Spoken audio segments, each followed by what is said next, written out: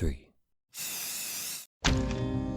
The year is 2014. Bungie, the studio best known for the revolutionary and award-winning Halo series with tight, curated story campaigns, announces it is making a new game, Destiny. A full-priced multiplayer looter shooter that has a story and world that will be updated over time. Excited about Destiny's announcement, GameStop president Tony Bartel claims, "This will change the way players think of cooperative online gaming. This is just the type of innovation the game industry has been waiting for." The phrase live service isn't used in the marketing material, and when people like me, who grew up playing MMOs like RuneScape or World of Warcraft, arch an eyebrow and innocently ask, "This doesn't seem that innovative, isn't this just Bungie's version of an MMO? We're told to shut our mouth. This isn't RuneScape, this isn't WoW, this is Destiny. Look at the graphics. Paul McCartney's collaborating on the music. Peter Dinklage and Bill Nye are voicing characters. We'll be playing this forever." Destiny releases to middling reviews. The satisfying gunplay Bungie is best known for carries the game, but its story feels unfinished and its world is limited. But don't worry, there's going to be capital C content updates coming that'll make the game good one day. Maybe. October 2015. Bungie adds microtransactions to Destiny. Examples include $5 emotes. March 2016. Ubisoft announces that their studio, Massive Entertainment, best known for helping with the development of the Assassin's Creed and Far Cry games, is making a new game, The Division, a multiplayer game sold at full price with microtransactions that has a story and world that would evolve and be updated over time. The Division releases to worse reviews than Destiny. It's gorgeous, but it feels bloated, stale, and has an uninteresting story that feels unresolved when the credits roll. But don't worry, apparently there's going to be capital C content updates coming that'll make it good one day. Maybe. September 2016. Bungie releases the fourth and final expansion for Destiny, Rise of Iron. It costs $30 to experience Destiny 1's full story, buying the base game and every expansion when it releases. It costs approximately $160. January 2017. Crystal Dynamics, best known for the Legacy of Kain series and continuing Lara Croft's legacy as a seminal gaming icon, announces they're working on a live service Avengers game. September 2017.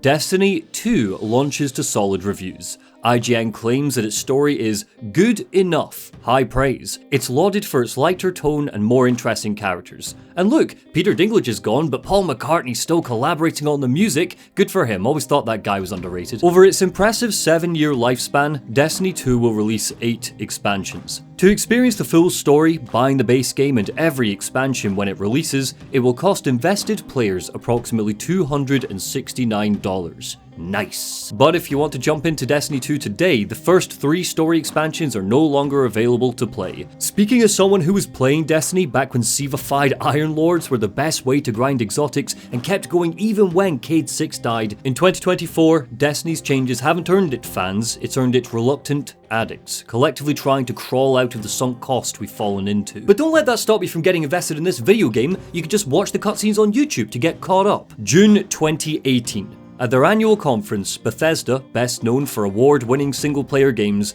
announces Fallout 76, a full-priced, multiplayer-based live service game. In November that same year, the game releases and is panned. It's broken, it's buggy, it's empty. The internet is awash with clips of Bethesda's CEO, Todd Howard, promising players that it just works. But don't worry, apparently there's going to be capital C content updates coming that'll make it good one day maybe. February 2019. BioWare, a game studio that garnered adoration and loyalty because of its critically acclaimed Mass Effect and Dragon Age games, releases Anthem, a fully priced live service game that launches to 6 out of 10s. One of the biggest criticisms of the game is its thin campaign and very sudden ending, but don't worry, there's a roadmap, so maybe one day it'll get good. March 2019. The Division 2 follows in Destiny's footsteps, releasing a full-price sequel to a game that was supposed to be ever-growing and evolving, this time with more microtransactions, expansions coming soon. October 2019.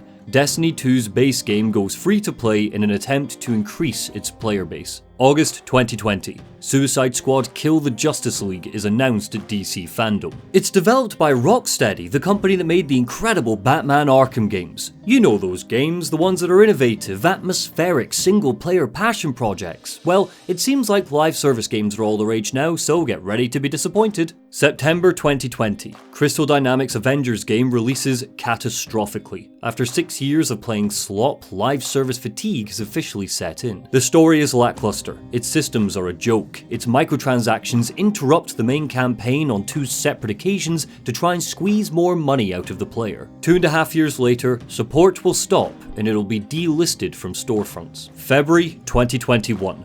BioWare cancels Anthem.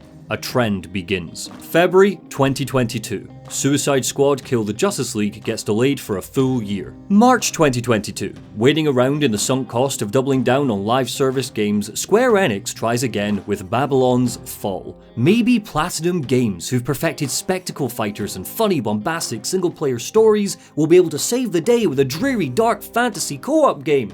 No? The game got shut down? Well, imagine my surprise. June 2022. Naughty Dog, best known for incredibly successful single-player story-based games, announces it's working on a live service multiplayer game called The Last of Us Factions. September 2022. Ubisoft starts quietly laying off staff. In the next year, it will cut approximately 1,200 people from its workforce. October 2022. Sefton Hill and Jamie Walker, the co-founders of Rocksteady, leave the studio. April 2023. Suicide Squad Kill the Justice League is delayed another year to 2024. May 2023. Arcane Austin releases Redfall, a live service co-op looter shooter where you fight vampires. It's trash on arrival, it's buggy, it's empty, it's unfinished. During its development, approximately 70% of the Arcane Austin team leave the studio. Later that month, with all the timing of a fart in a broken elevator, Sony announces it's investing heavily into live service projects. August 2023. BioWare lays off approximately 20% of its staff. October 2023. Bungie, Naughty Dog and Crystal Dynamics are hit heavily by layoffs. November 2023. Sony changes its mind and halves the amount of live service games in development. Layoffs soon follow. Later that month, Warner Bros. CEO David Zaslav announces to shareholders that he wants to, quote, drive engagement and monetization of longer cycles and at higher levels. We are currently under scale and see significant opportunity to generate greater post-purchase revenue. And if that doesn't make you want to vomit, then this video is not for you, I'm sorry. December 2023. The Last of Us Factions is officially cancelled. January 2024. Industry veterans at People Can Fly, Bethesda, and a heap of other developers we just don't have time to go into here are laid off. While single-player studios like Supermassive Games aren't immune to losing staff, it's suspect that almost every company investing in live service models are chucking workers overboard. And then in February 2024, Suicide Squad Kill the Justice League releases.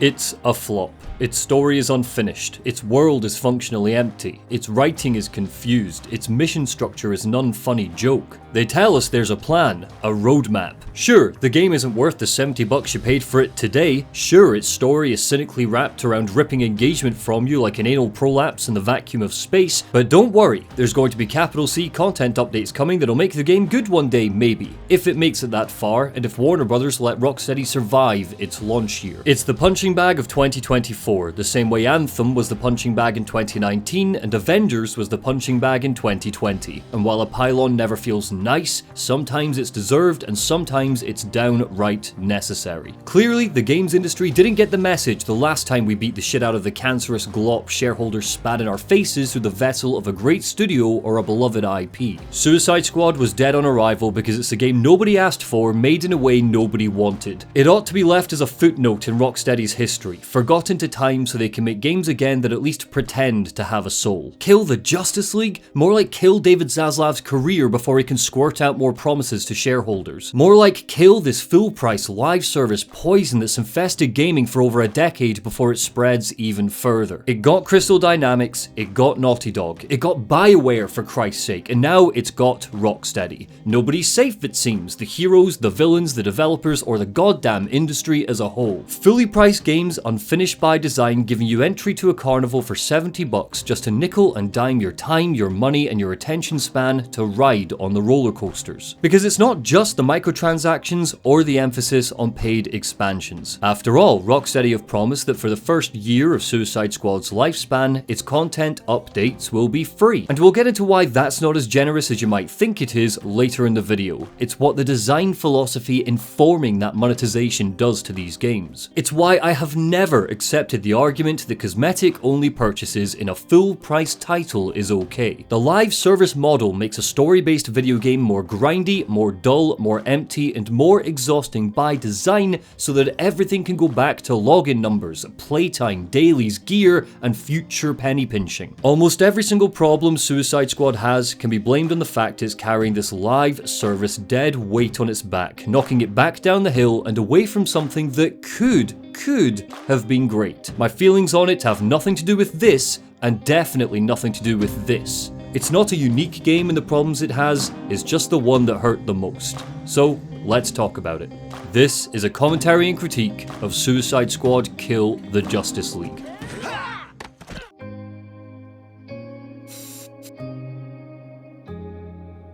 Suicide Squad's biggest challenge was also its biggest selling point. Kill the Justice League. It's bold, it's punchy, it's a little try-hard, and the only way you can pull this off is if there's a confident, consistent tone underpinning all of it. Not every joke needs to land, but no player should be confused about how they feel when it comes to what they're doing, who they're fighting, or who they're even controlling hours into the game. So we're going to kick off looking at the game's tone, because Suicide Squad drops the ball almost immediately. I would be happy to introduce myself. That won't be necessary, King Shark.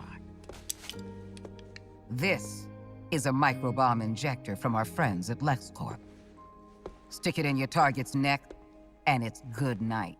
Following a tutorial that immediately uses the endgame live service grindathon as a backdrop to teaching basic mechanics, we meet our crooked gang in Arkham Asylum. Amanda Waller, head of the Argus division, runs it now. She's reopened it following its destruction at the end of Rocksteady's 2009 title. What you might not know, even if you've played all the Arkham games, is that Harley Quinn, Captain Boomerang, and The Wall have all met before. In 2014, we got Assault on Arkham, a DC animated movie set in the Arkhamverse. This was the Suicide Squad's first ever mission, where they had to break into Arkham Asylum to extract the Riddler. It's an underrated gem. In the words of Jay Oliver, the film's director, I didn't want it to look like an ad for the video game. I wanted an original, organic storyline that fit in the Batman universe. Rocksteady were very strict with how these versions of these characters were to be portrayed in the movie, right down to giving feedback on their fighting styles and Batman's suit design. That shows that this mattered to them, that they wanted the presentation and logic of their world to be tonally consistent no matter what medium it was. Oh, why am I wasting my breath? Assault on Arkham is no longer canon. Harley and Boomer don't recognize Waller, she doesn't recognize them. There's no sense of history that any of these characters have been in a room together, never mind gone out on missions. All it would have taken is a throwaway comment from Harley where she's like, yeah, I've heard this all before, Waller,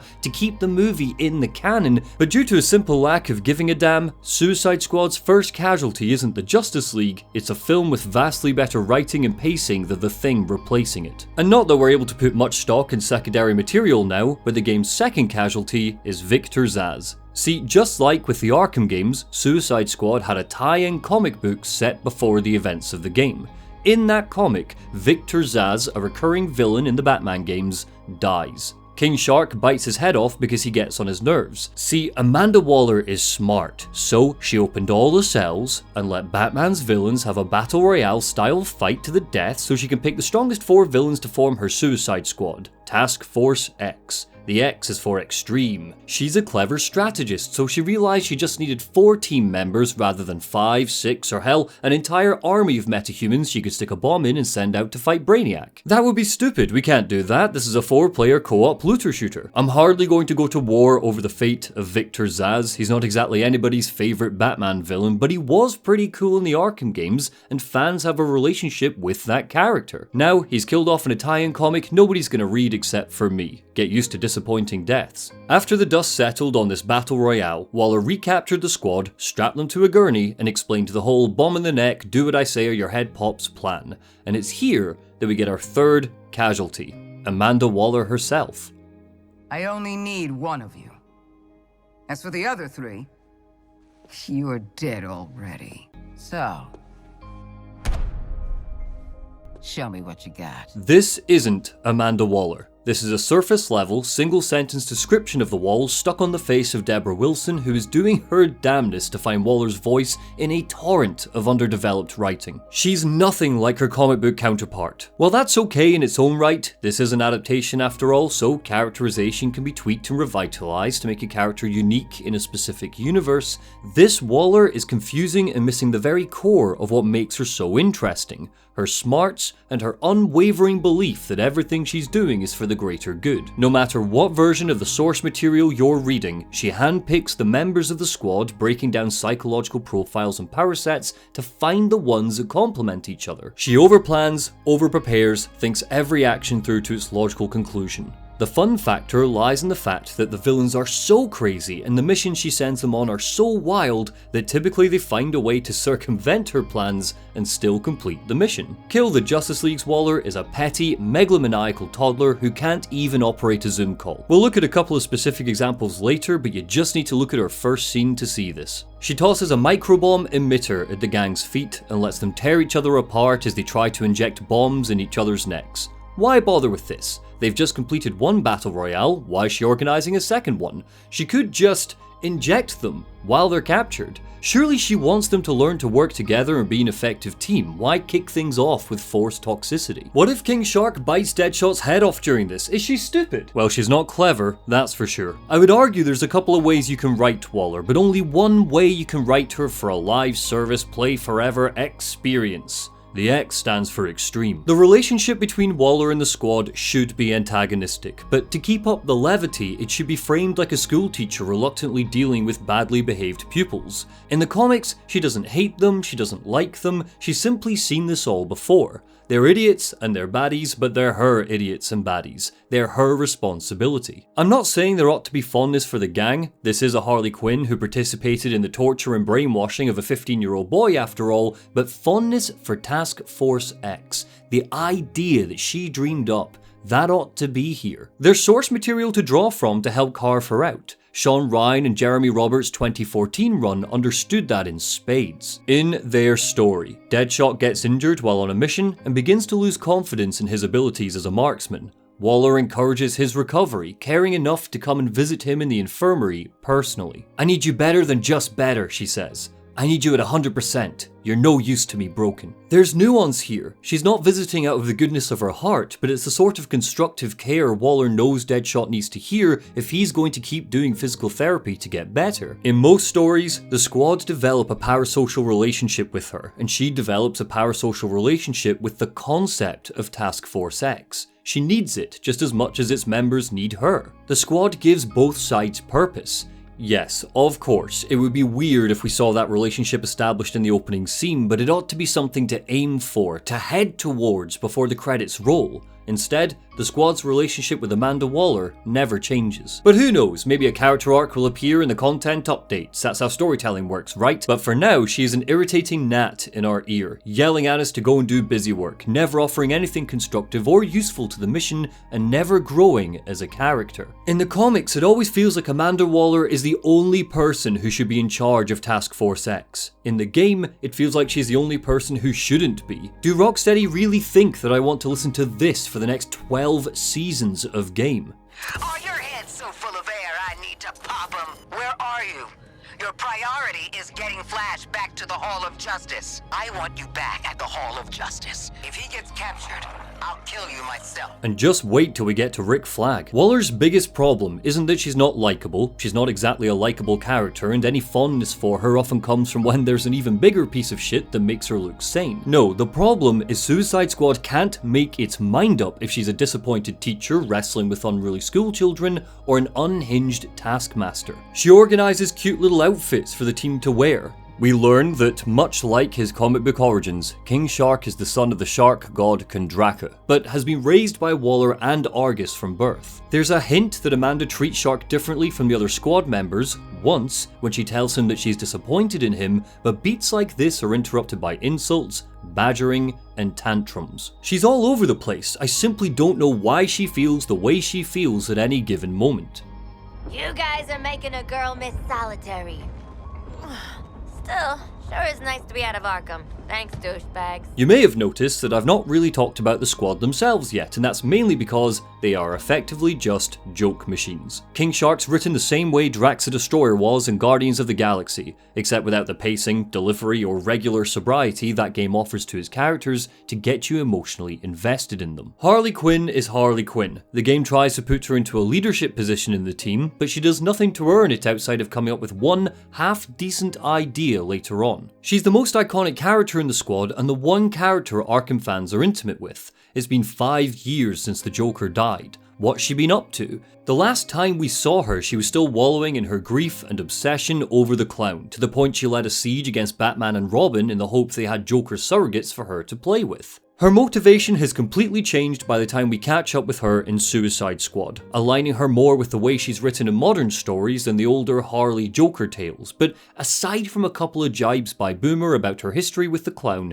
we never learn more about this in-universe evolution. I can't tell if this is a Harley who regrets the abusive relationship or has just moved past it. There's a segment later with the fear toxin that seems to hint one way, but then her bloody emotes reference Joker directly in a really fond way. Good old live service returning to ruin characterization. Deadshot has a daughter. Oh, and he's packaged into a mystery box revolving entirely around the fact he's a black man. His characterization is relegated to, hey, you're not white. This is a narrative driver that A, goes in the most obvious direction you could imagine considering we're doing multiverse stuff, it turns out white Deadshot was from Earth 2, and B, doesn't actually get a satisfying resolution because this entire plot is relegated to codex entries buried in the menu that never answer how or why Lex 2 sent white Deadshot to our Earth in the first place, or why white Deadshot didn't, tell someone about this scientific marvel that he could definitely profit from. Captain Boomerang is the absolute worst, much like his comic book counterpart. In the squad's original run, he is a creeper to Plastique, racist to Bronze Tiger, everyone is constantly sick of him, and when Mindboggler reveals how insecure he is about being seen as a laughingstock by heroes, he lets her die on a mission when he could easily have saved her. In fact, Boomer is so racist that the squad sends him to be undercover in a Nazi group called the Aryan Empire. The Suicide Squad was always woke, by the way. Boomer's characterization is one of the few things Kill the Justice League gets so right if we're purely looking at the source material. But it doesn't mean he's a fun guy to be around, and he's literally always on screen because we never cut away from the squad's point of view. Bastardizing Waller or Task Force X, I could kind of forgive though, if Suicide Squad got the Justice League's tone right. After all, their name's in the title, all the marketing was around taking them down, they're the important bit. Well, it won't surprise you to learn that it bloody doesn't.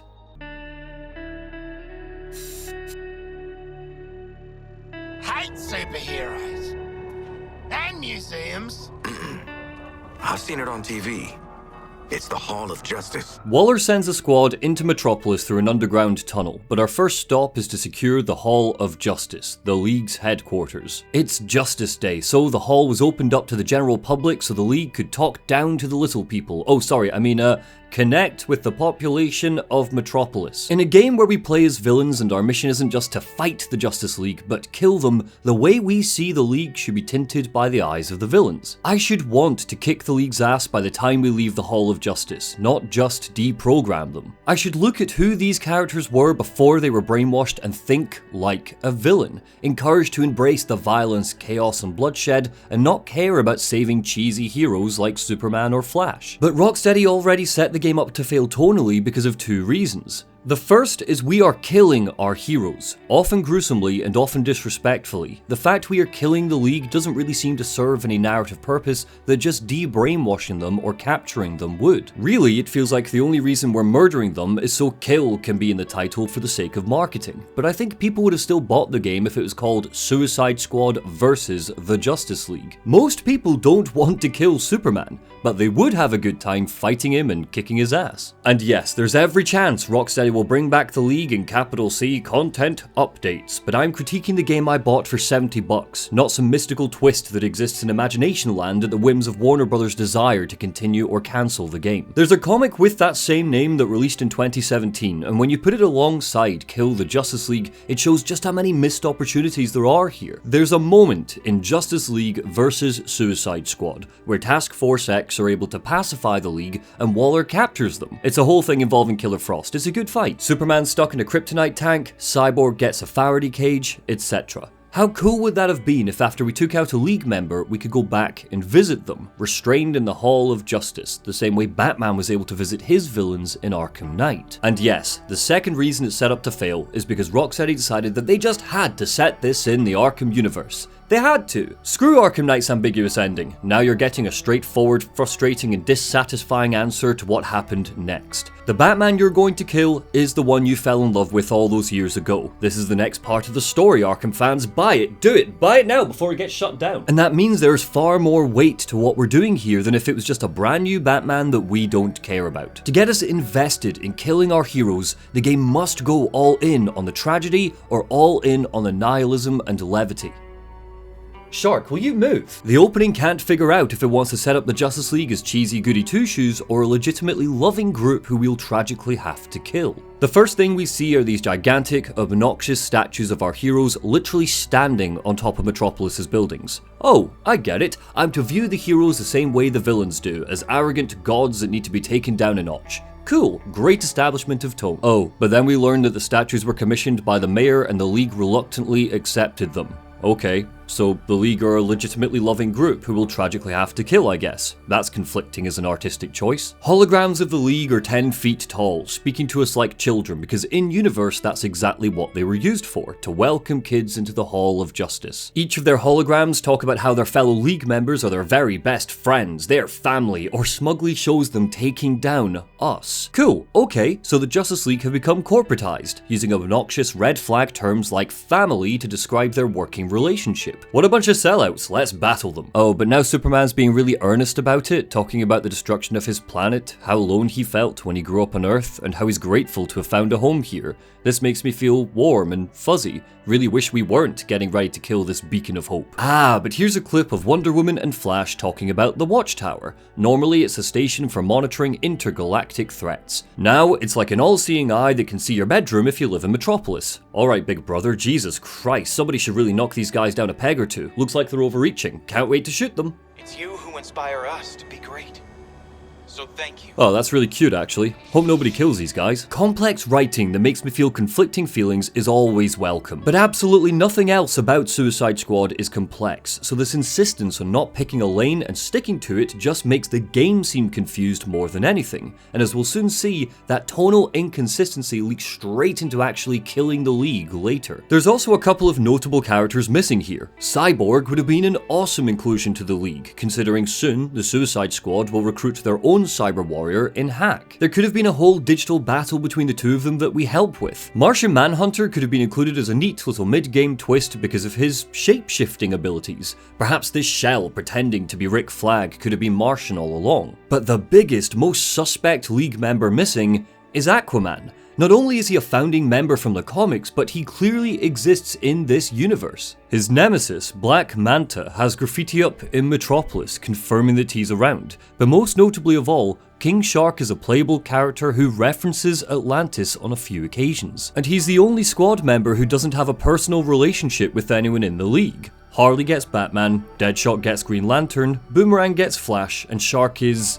along for the ride, I guess. Suicide Squad's main campaign is so bare that it's crying out for at least one more Justice League member to fight. But who knows, maybe Aquaman's being saved for a capital C content update. Keep your fingers and toes crossed, because in the meantime, you're getting a watered down, diluted Justice League, now with only 62% justice. When Task Force X debuted in 1987, its cover led with, "These 8 people will put their lives on the line for their country. One of them won't be coming home." It's part of the joy with the Suicide Squad story, the guessing game of who's going to live and who's going to die. Even the bad movie understood that, but a live service model kills any suspension of disbelief that one of our core characters won't make it out alive. This is an ever-going tale, so none of our core 4 will blow up. It's infested with garbage loot good systems using fellow squadmates like Penguin or Toyman as the vehicle, so they aren't going to blow up. By the time we suit up and leave the Hall of Justice, everyone's fates are known, whether it's the squad or the League. And even when a character does die, all of the live service marketing spoiled that we were doing multiverse crap, so we constantly know we could just dip into another Earth to grab someone. But sure, keep telling me how a pride flag ruins the game, you glaikit fuck. That That inability to suspend our disbelief means any confrontation with a League member lacks tension. We leave the Hall of Justice and see that our villain Brainiac has taken over. A humongous skull ship hangs in the sky, and we learn he's brainwashed, cloned, whatever to the Justice League. You keep saying Brainiac like it's a thing, but I don't think it's a thing. Brainiac's the one finally bringing order to this world, making a home for his people. All this, soon it'll be a new planet Kolu. That's been my mission for what, 3 weeks now? Green Lantern captures us and takes us on a nice wee tour of Metropolis so we can get a lay of the land, choosing not to kill us because, shut up, stop asking questions, leave my plot armor alone, it cost me $16. Every superhero has multiple opportunities to slice up the squad without blinking an eye, and they never use those opportunities because. We can say that Brainiac wants the squad kept alive because they're strong and cool and he wants to turn them over to his team, but as the stakes of the tale keep getting raised, there's a point where that's simply not believable anymore. And the more that Brainiac repeats it, the more of a big dumb dummy he sounds. It's where the flaws with our edgy title come back to bite us in the arse. This is a game where we kill the Justice League, so the story makes clear that the League is too far gone and we can't undo the brainwashing, making it a necessary thing to do. But if the game didn't go over the top with the brainwashing, if it was just called Suicide Squad versus the Justice League, if we weren't killing them and instead just beating them up and capturing them, the game could have waved the plot armor away easily. Green Lantern is brainwashed, but a little part of Jon Stewart is still in there fighting for control. Maybe he's just able to stop his evil self from killing us. That could explain away 80% of the dumb logic that runs through this narrative. How did Harley Quinn of all people defeat Superman? Well, maybe a little piece of his old self wanted to lose this fight so Metropolis could be saved from him. But wait, sorry, I completely forgot. This is a live service game that, spoilers, is soon going to set up 13 Brainiacs to justify its ongoing existence. We couldn't just capture and cure the Justice League, because if we did, cured Superman would just blow up Brainiac's ship and the game would be over. Bye bye, live service, my bad. I forgot that wringing out player engagement forever was the priority here. To be frank, I've never felt more like I want my character to die than playing this game. Time to rally up with Brainiac. Snap our necks! In keeping with the refusal to pick a lane, Flash rushes in to save us from Lantern. He's not evil yet. Every time he's on screen, he's embodying everything that we love about our heroes. He's saving people, even villains, and he's trying to take the peaceful route in talking down Lantern. The tragedy of his inevitable death in this game is reinforced. Why am I supposed to look forward to killing this guy again? He's Barry Bloody Allen, a younger, more naive version of Barry Bloody Allen. This version doesn't have a bad bone in his body. Look at these titans duking it out over rooftops and doing cool shit while we stand here and watch. Flash gets hurt, but we find him battered, bruised, unable to put up a fight. The gang smuggle him into the Batman exhibit, where we finally get to see Arkham Batman in all of his brainwashed glory. Hey, Bruce! Still using shadows to scare the crap out of us criminals, huh?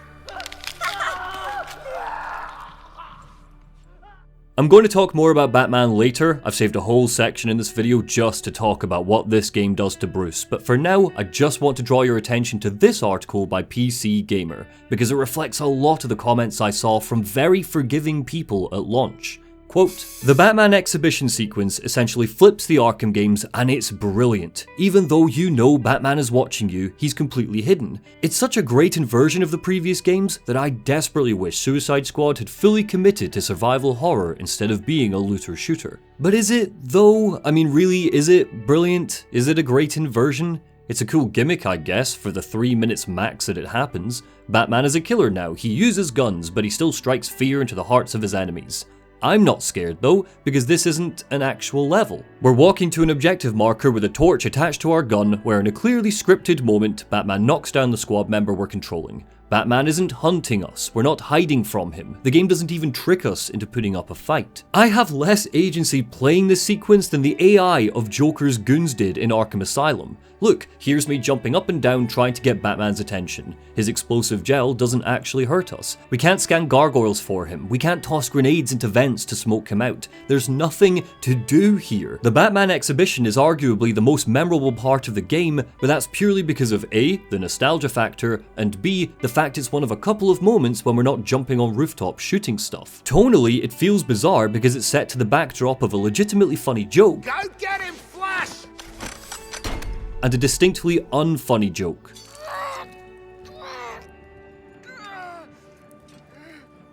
The tonal whiplash is enough to send me to the hospital. Am I scared of Batman? Giggling at boomer stupidity? Wallowing in the nostalgia of a game series that I'd rather be playing? Despite being mutilated by the Squad, under intense danger, fearing for his own life and the lives of his friends who have been brainwashed, Flash saves Harley's life here, desperately knocking a bullet out of the way before Batman recovers his body and portals up to Brainiac's ship. Again, how am I supposed to feel about killing the Justice League? The Squad are foaming at the mouth with the idea, but I'm just uncomfortable because I've just watched a symbol of goodness and hope have the crap beaten out of him by a close friend. This doesn't get me pumped up for killing Batman. It gets me pumped up for returning these heroes to their former glory, but that's not a feeling the game wants me to have. If it did, it wouldn't task me with spending the next 7 hours blowing the brains out of these heroes. I just don't understand why they kicked things off with good guy Flash. Just make him bad from the get-go so I have no frame of reference for how awesome he once was. Help me suspend my disbelief so I can wallow in the nihilism and the villainy. Well, no time to think about that. Waller summons us back to the Hall of Justice for a debrief. We use Flash's finger to open the inner sanctum, at least that crap joke was plot relevant, and we turn on the computer to see what it can tell us. I said we turn on the computer to see what it can tell us. Where's the prompt to turn on the computer? Has the game bugged out? Alright, well, on to the next chapter. Okay, so this is the fun bit because I'm going to throw a heap of praise at Suicide Squad Kill the Justice League, specifically its environmental artists. But hold that thought, I got the computer to work, 1 sec. I'm taking authority. We trusted you, let you live among us. Now your friends are slaughtering the people they swore to protect. Wonder Woman intercepts us at the Hall of Justice. She's our goody hero trying to find a way to de-brainwash the rest of the League. She's disgusted by our presence, tells us we're scum, and then bounces out of there. Waller and Argus arrive and start to set up their headquarters while she gives us our mission. Kill the Justice League. Are you excited yet? Out of earshot, King Shark notes that LexCorp made the microbombs in our heads. It's right over there, a big skyscraper a couple of miles away, so the plan is to hop over and see if Lex Luthor's scientists can take them out. But, and it pains me to say this, I'm going to need to activate a busy work counter because in news that will surprise nobody that's ever played a live service game, we're going to churn through heaps of trivial, trite trash before we get there. The framing is that the Squad are just going to play along with a myriad of cookie-cutter missions while they creep closer and closer to LexCorp. Write it off all you like, we all know what we're doing here. But first, the good stuff. Metropolis is beautiful, with a visual style and personality. This isn't just Arkham Knight's Gotham in the daytime. Even at night, it truly feels like the city that Superman specifically would protect. Each district feels distinct. We've got the tropical beach section where people would relax by the bay, an amusement park and market with colourful shops and stalls. The financial sector looms at the top of the map with humongous skyscrapers that block the north of the city. Construction sites and dockyards are buried off to the right, out of the way so they don't distract from Metropolis's opulence. It's Lex Luthor's home and the bedrock of all sorts of weird technology, so futurism is the focus. Electric and flying cars have parking spaces on rooftops. The colleges and universities are positioned close to the business district because they're directly funded by technocrats like Luthor or Stagg, keen to bring any bright minds into their employ.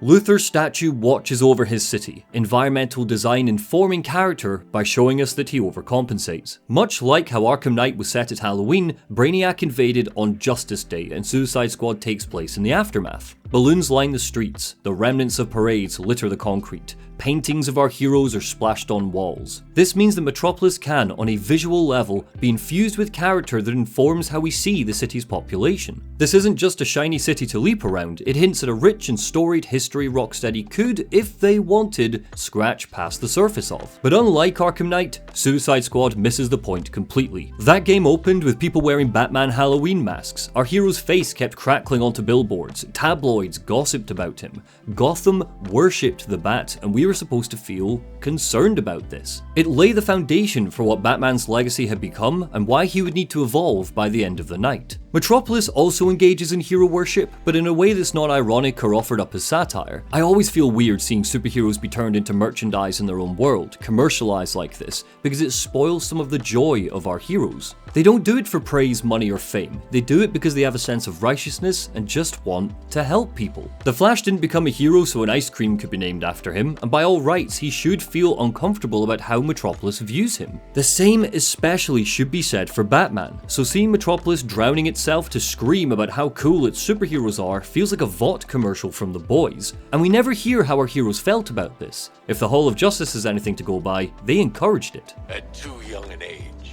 I lost my parents to the city's greatest enemy, crime. Is it realistic that the mayor of Metropolis would organize a parade? Yes, of course. Is it realistic that shopkeepers would brand up their entire shop around Green Lantern or Wonder Woman?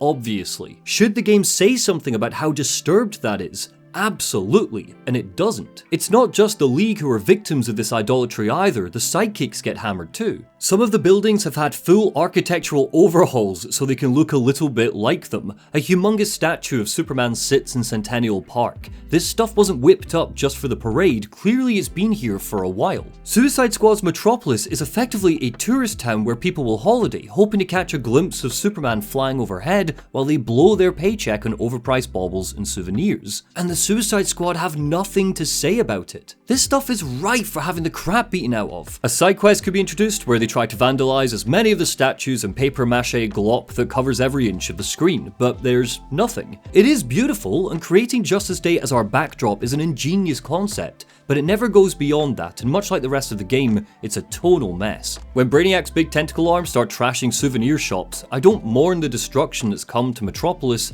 I'm cheering him on. The helicopters have been instructed to kill on sight.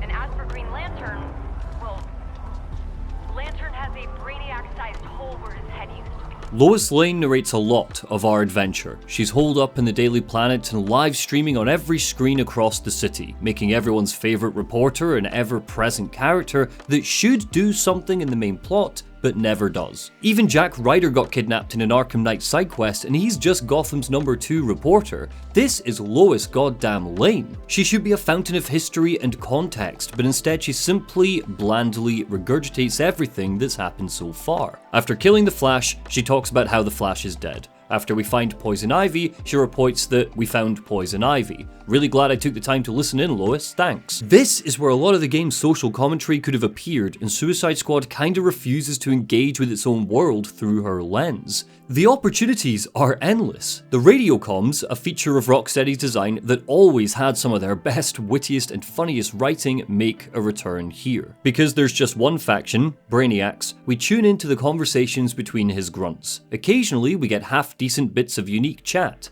Look, I know I made Luther spill his guts a little too literally, but maybe I can round up those 4 canals. Flash, you're going to stand down and recuperate. But more often than not, this is what you'll pick up. Same power set, different target. This one's a juvenile.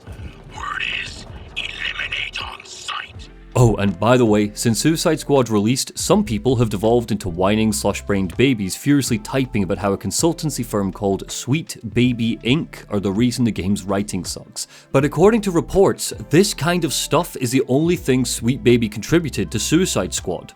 That's it. Open world barks and a couple of audio logs. It's not their fault you can't fiddle your sausage to the cartoon lady. Thankfully, the squad are here to cut out any dead air while you head over to your next objective. There's some really great stuff in here that feels meaty, jokes lathered in history like gravy, taking a leaf out of the way Guardians of the Galaxy wrote its team dynamic. Punchlines should be secondary to interesting, chatter that teaches us stuff we don't already know. For example, Boomer talks about how Lex Luthor tried to form a Legion of Doom and is gutted he wasn't invited. That's great, but it's rare. Instead, what you'll often hear is, Look, mate, there's more to me than just revenge.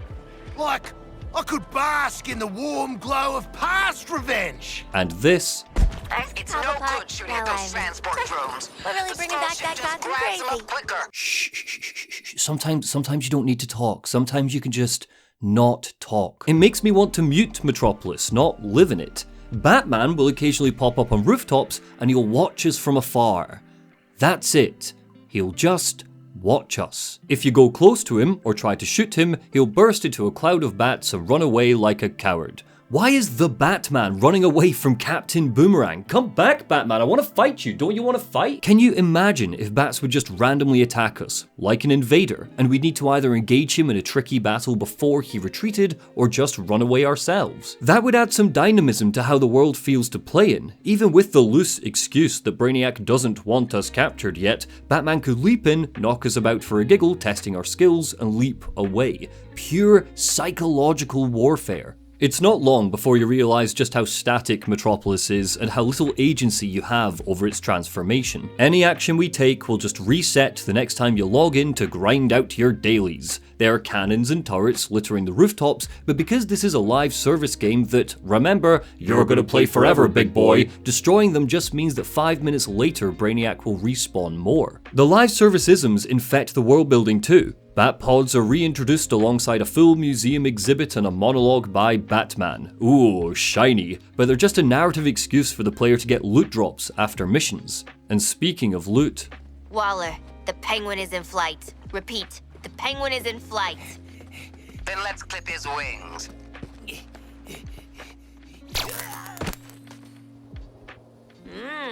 Fricasseed penguin. Our first stop in playing along with Waller's mission demands is Penguin. Despite the fact Batman now operates primarily in Metropolis, meaning Gotham is technically a safer place to do the crimes, he's moved to the city of the Justice League and is running guns out of a warehouse somewhere. Waller wants him brought in because of all the sickly, shiny loot he can craft for us. Boomer injects a microbomb in his brain, Penguin passes out, and there's a really great beat where the squad hit exactly the right tone for the moment. This is, I would argue, the best scene in the game. The squad are having fun together rather than just bickering. It's a bonding moment for them where they're legitimately quite endearing because they're being mischievous. They prank Amanda Waller by lying to her that Penguin's on the run, meaning Penguin gets shocked a few times. This is the sort of villainy the game should have embraced more. The goofier stuff, rather than cutting off fingers or pissing on corpses. We'll get there. As a microcosm for how the art team and the writing team seem to be working on different wavelengths, you just need to look at Penguin's design. This is nitpicky as hell, but I don't care. I'm an Arkham fanboy, and Suicide Squad was marketed directly to me. I'm allowed to be a loser about this. Here is Penguin in Arkham City. At a glance, it told a deeper story about Oswald Cobblepot that was later fleshed out through in-game collectibles. There's depth here, there's substance, there's stuff to chew on. His iconic monocle is the bottom of a clear glass bottle in those games. Somebody tried to kill him and wedged the bottle around his eye. Rather than get it removed, Penguin chose to keep it as a sign of strength. He survived an assassination attempt. This is Penguin in Suicide Squad. The bottle is now green. Why is it different? Did Penguin take the bottle, a symbol of his power and survivalism, and wedge a new green one in there because he fancied a change? Just like how Rocksteady are pretending Assault on Arkham doesn't exist, just like how the world is set up to look awesome but has nothing in its depths, they just don't care about going past the surface. They designed things to look pretty and match the aesthetic of the game. Green pops, clear glass doesn't. Anyway, cutscene, fight some grunts, cutscene, and we've bagged the bird. That's that bit done, and our reward is we get to meet Rick Flag to kick off all the busy work. Shit. Aren't you Waller's lieutenant ass kisser? You can call me Colonel Rick Flag. And all you criminals would do well not to piss me off. Here's some fun facts about Rick Flag from the comics. Flag is Waller's right-hand man and leader of Task Force X. He's not a bad guy, he's just a soldier who, years before, went on a mission that ended with his team dying, leaving him and the woman he loves as the only survivors. Well, technically, because comic books are comic books, this was retconned to be a story about his dad, but the through line stays the same. He's burdened by survivor's guilt and determined to never leave a man behind on missions. This is the core of who he is. It's what makes him such an effective team leader. Even when the villains are grinding him down through their chaotic nature, he's able to rally them together under one beacon, him, and his determination that everybody makes it home. While he is loyal to Waller, he's not blind in that loyalty. He's curious, inquisitive, asks the right questions, often at the wrong time. It lets him look past the villains to see the people underneath. This is so important to him that he has disobeyed Waller on a few occasions just to save a squad member when they're in peril. He's a man who cares, because he can't afford not to. Shark, you and the others go talk to Ivy. bunch of tech. Maybe the new bioweapon she's cooked up will explode in your face. Suicide Squad's Rick Flag isn't Rick Flag. He's a boring douchebag. He calls us degenerates, he calls his team of scientists computer nerds. He couldn't care less if a squad member dies. In fact, he often threatens to trigger the bombs himself. He never joins in a fight. Anytime he's out in the field, he's sitting kushti in his wee bus while we do all the hard work. I would follow comic book Flag into World War III. I wouldn't follow this guy to a Burger King. The broken bottle of crap writing that Flag encapsulates has leaked into Argus as a unit as well. The Hall of Justice has now been transformed, evolving as the early story goes on to show how the Justice League's hold on Metropolis has weakened, and Argus has taken it over with military precision, crates of ammunition, cables, wires, and ugly technology. Remember, we're meant to be cheering this on. Despite the fact Argus troops have names taken from comic book appearances and have been given dialogue, there's nothing to see or do here that's worth stopping for. The Hall of Justice serves a live service grind and nothing else. We will only willingly come back here if we want to sort our gear. The Hall needs a heart to keep beating and keep us invested. What if one of our early missions had us rescue some children that have been hiding out? We could bring them back to the Hall of Justice, and this space could serve as a refuge for them. Maybe an Argus soldier could be responsible for looking after them and reluctantly take on the role of teacher, trying to treat it like a field trip to give them a sense of normalcy. Anytime we check in, the soldier could be growing into that role, becoming more confident. They could be explaining in-universe lore, stories that bridge this 5-year gap, but through the lens of Argus, amusingly skewering the Justice League. Now that I think about it, that would add a lot of depth to our squad as well. Give them a line that they don't cross. Violent rampages are fair game, they're villains, but look, at least they rescued some kids. Deadshot could reflect on his relationship with his daughter. Harley could acknowledge the abject evil she did when she tortured a child a decade ago. Instead, this is what we get. Got no time for your nonsense, so I'll only explain this once. I'm authorized to give you a little incentive, keeping aside some equipment for you.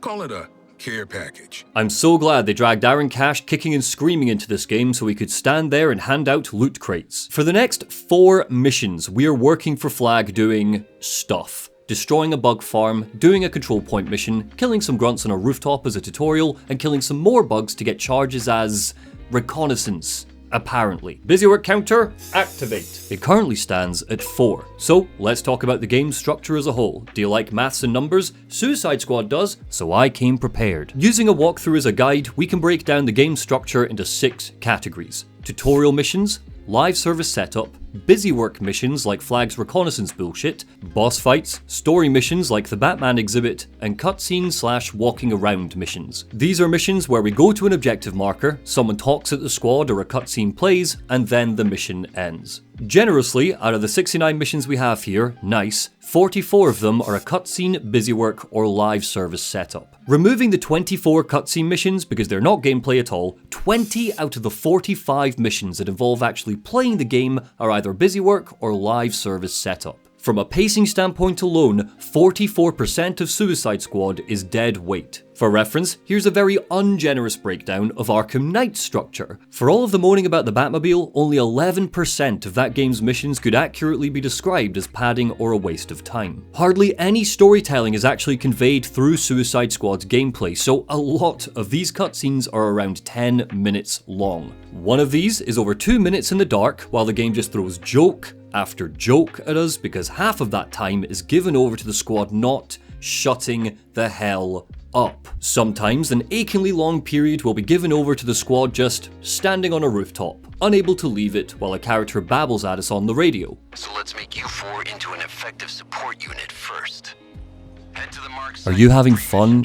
You're supposed to be having fun. Even without getting into the side quests, the mission structure is so dull. Nothing makes sense, the context of what we're doing is bare bones, and there's very little actually progressing in the tale, so of course every cutscene needs to be a million years long because no actual storytelling has happened for the past 4 missions. It's telling that in writing this script, despite taking thousands of words of notes, I need to keep reminding myself what I'm doing or why I'm doing it. Because with a few exceptions, the game's base loop is shoot guys on rooftops, shoot some more guys on rooftops, and get back to the Hall of Justice for a flashy, glossy exposition dump. Yes, the facial capture is incredible. Huge praise should be levied at the team behind it. At nighttime, in the rain, it even accommodates this, pattering off of characters' faces. Seriously, this may be the most beautiful rain I've ever seen in a game. But I'm not playing Suicide Squad for the rain, am I?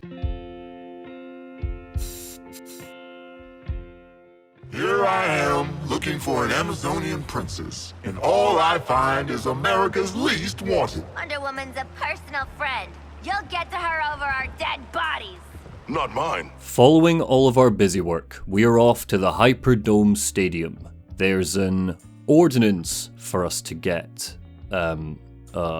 Oh, it's a tutorial for grenades. Penguin can't drop them in via Batpod for some reason, so we need to get them out of this papier-mâché statue of Green Lantern. We get a look at Deadshot's deep-seated rage against Lantern here. John Stewart was the guy who locked him away after he got into a shootout with White Deadshot. Grunts arrive, Wonder Woman saves us, tells us we're scum, and bounces out of there. Green Lantern arrives, chucks some more grunts at us, and flies away, not even bothering to capture us and take us up to Brainiac's ship. An excuse for a King Shark arc appears, where he confesses to the squad that he wants to be funny and develop comedic timing, but the game can't figure out if he's telling bangers or is bad at comedy. When Lantern leaves, Boomerang starts to catcall him and Shark jokes that he's coming back, which makes Boomer panic. This is funny, and Deadshot openly acknowledges that it's a funny joke. So, are we laughing with King Shark? Or at him? Who knows? The game doesn't. The next hour is yet another grindfest. We save some Argus agents, hunt for some loot in Ots, and get some loot from the Metropolis dockyard. Ding, ding, ding, bringing our busy work counter to 7. All of this is set up for live service stuff. For example, the dockyard mission unlocks the ability to craft inferior loot with Penguin. Yes! But I don't want to talk about all of that. I don't even want to talk about Green Lantern. There's another mean green fiend on the board, and it's not Lex Luthor. We'll get to him in a minute. Say hello to pointless nostalgia bait. Tell me this. What has 4 unexploded heads, the spar, and belongs up with the radio star? Everyone keep quiet. I ain't chasing a bunch of riddles and bullshit. It's you. Edward Nygma is shoehorned into Suicide Squad because this is technically an Arkham game, so he's got to be, right? He's got riddles, trophies, and traversal challenges for us to beat. At the end of Arkham Knight, Riddler was at the end of his rope. Across the series, we could trace a severe degradation of his mental state, going from a dapper, cocky voice in the ear to a shell of himself, broken and warped by the brutal way that Batman took him down in Arkham City. 5 years on from the unmasking of Bruce Wayne, he refuses to believe that this is Batman's true identity, and has relocated to Metropolis to torment us rather than Batman because he's mad that Argus didn't ask him to join Task Force X. Sure, whatever. This might be the second worst Riddler in the series, only just beaten by Arkham Origins because of just how many collectibles that game had. Here it's 40 trophies, 21 riddles, 13 challenges, 64 tasks all in, which is a notable cut down from the insane amount of stuff he had Batman doing. I guess he's been reflecting on his methods over the past 5 years, just a shame that they're more finicky, dumbed down, and hardly worth the time. Every Riddler trophy is just sitting out in the open. We either pick it up or we shoot it from the ceiling. Because the squad have precisely 2 actions at their disposal, moving and shooting, the trophies have to come under one of those banners, and it hardly makes for an engaging collectathon. Intrinsically, these are not rewarding. The window for what is a riddle and what isn't is frustratingly inconsistent. Here I am, trying to snap a picture of the solar tower. I know it's the solution to the riddle, the game knows it's the solution to the riddle, but Suicide Squad won't acknowledge it unless I get this specific angle. It's not fine-tuned like it was in Arkham Knight, it's obtuse. The riddles unfortunately expose the lack of substance in Metropolis's world design. With just a couple of exceptions like tiny bits of graffiti, they're almost always buildings. LexCorp, Queen Industries, The Daily Planet, because we're always bouncing around on rooftops, outside, so there aren't intimate details to find aside from a couple of scripted corridors accessible during story beats. The fact that the city of Metropolis is it makes Riddler's riddles feel bland, blurring together into a green, goopy mess. Some other live service games understand the necessity for dungeons to break apart the monotony and offer up some variety, and Metropolis could easily have an underground LexCorp vault to explore, or the Strikers Island prison sitting off the coast. But the core gameplay loop that Suicide Squad offers demands big, open spaces, because our characters aren't allowed to do anything else but jump around and shoot. Goes to show, Riddler, brain's just another muscle, and I'm flexing on you.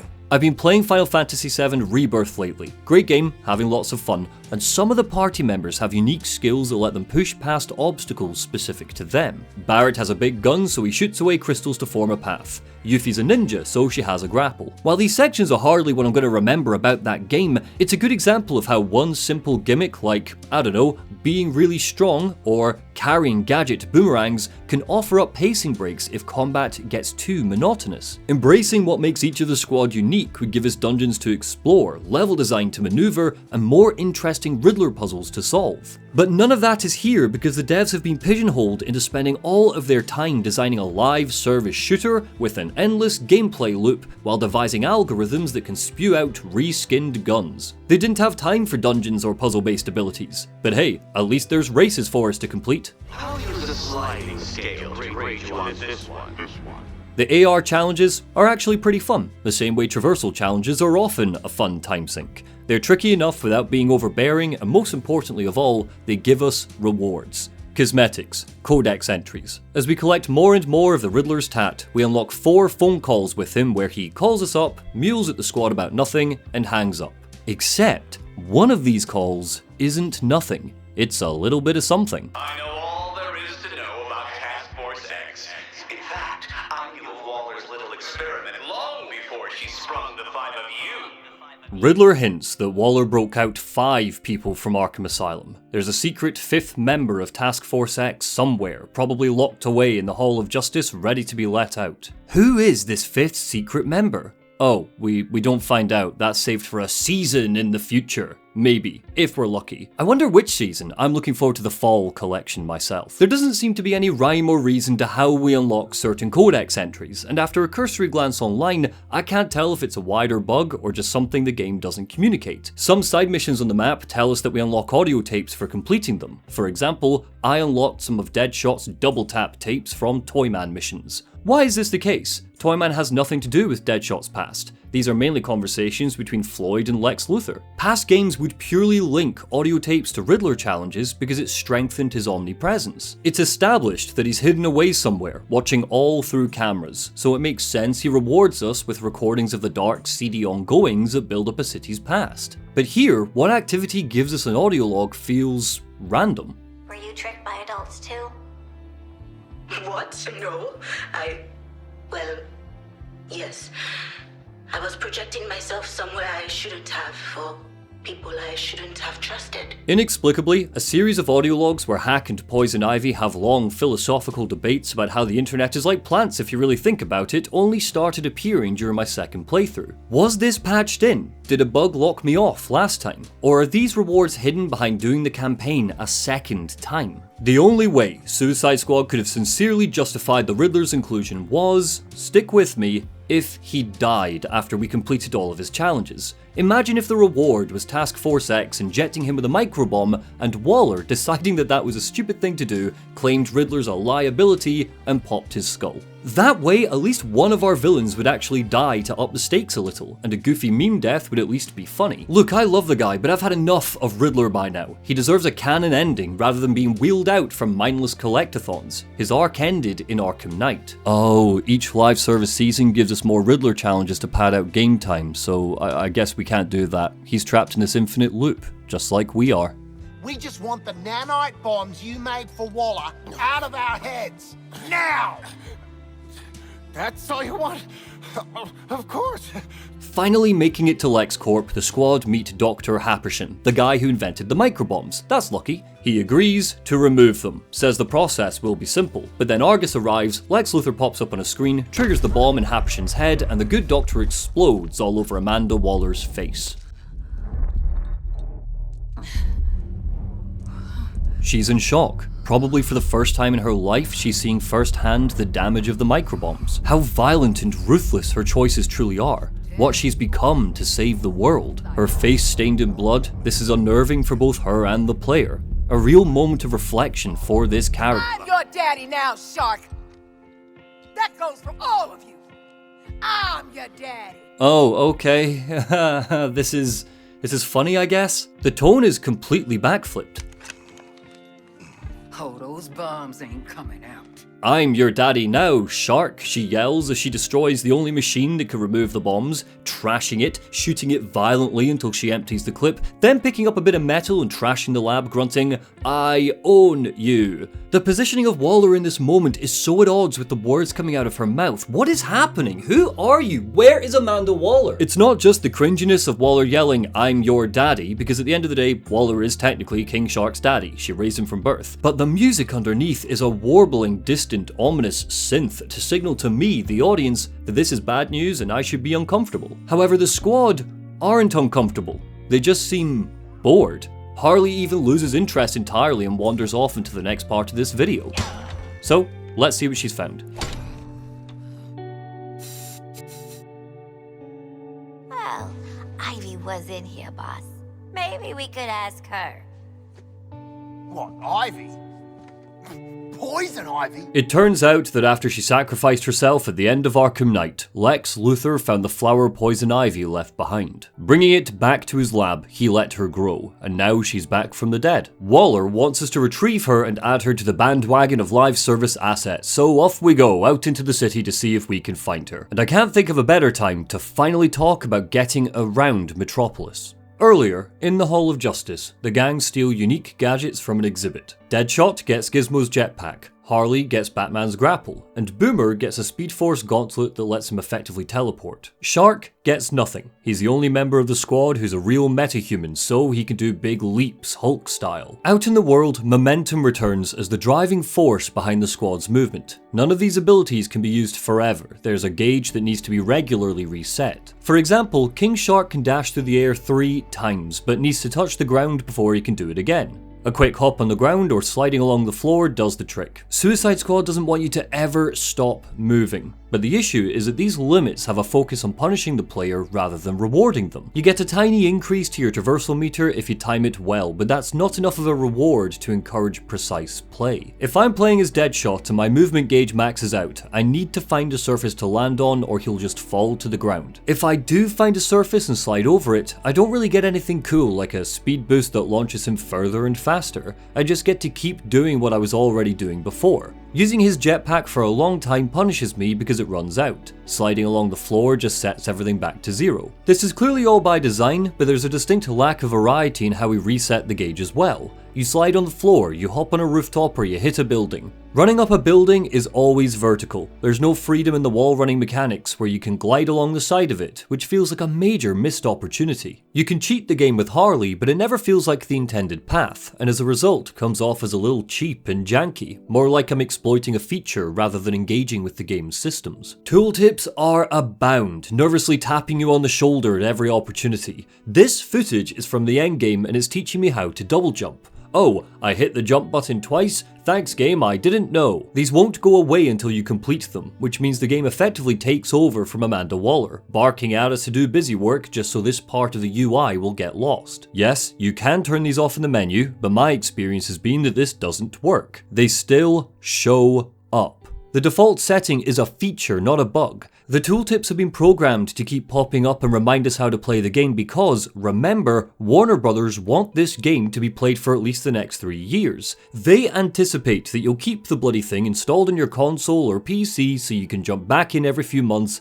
to grind out capital C content. If you're taking regular monthly breaks from it, it's going to keep yelling instructions at you in case you forgot how to play. The live service design is literally to blame for some of the UI. It sometimes feels like Metropolis hasn't been designed to be played in. The game is crying out for environmental tools that could add a bit of spice. What if the many turrets we repetitively destroy could be rebuilt by Argus into cannons that we slide in and blast out of for a major speed boost? What if there were poles we could swing around that give us some extra height? Seeing as the game is so intent on having us shoot stuff for 90% of the playtime, what if we simply shot targets, like the cardboard cutouts of the Justice League littering rooftops and streets? We could be rewarded for that act of vandalism with a completely reset meter gauge and a speed boost without needing to touch the ground. There are no upgrades for traversal either. Oh sure, there's a laughable skill tree that we'll get into in a later part, but none of these so-called upgrades change how movement works or makes it more fun to use. The way that Boomerang moves in the tutorial will be identical to the way he moves in the soul-crushing endgame.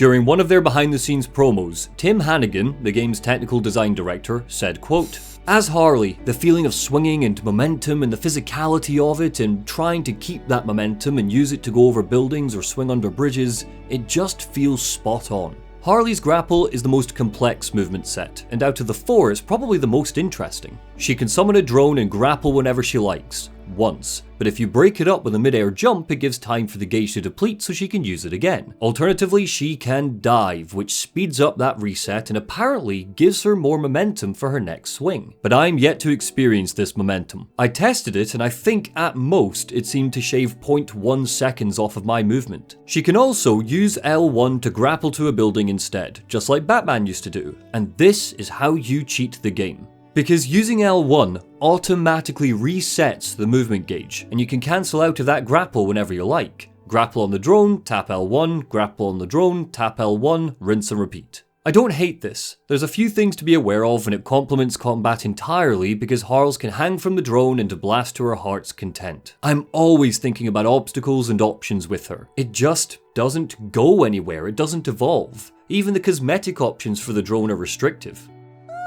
Nothing says international assassin like a frickin' jetpack. Shit, I'd break my damn neck. You're probably right.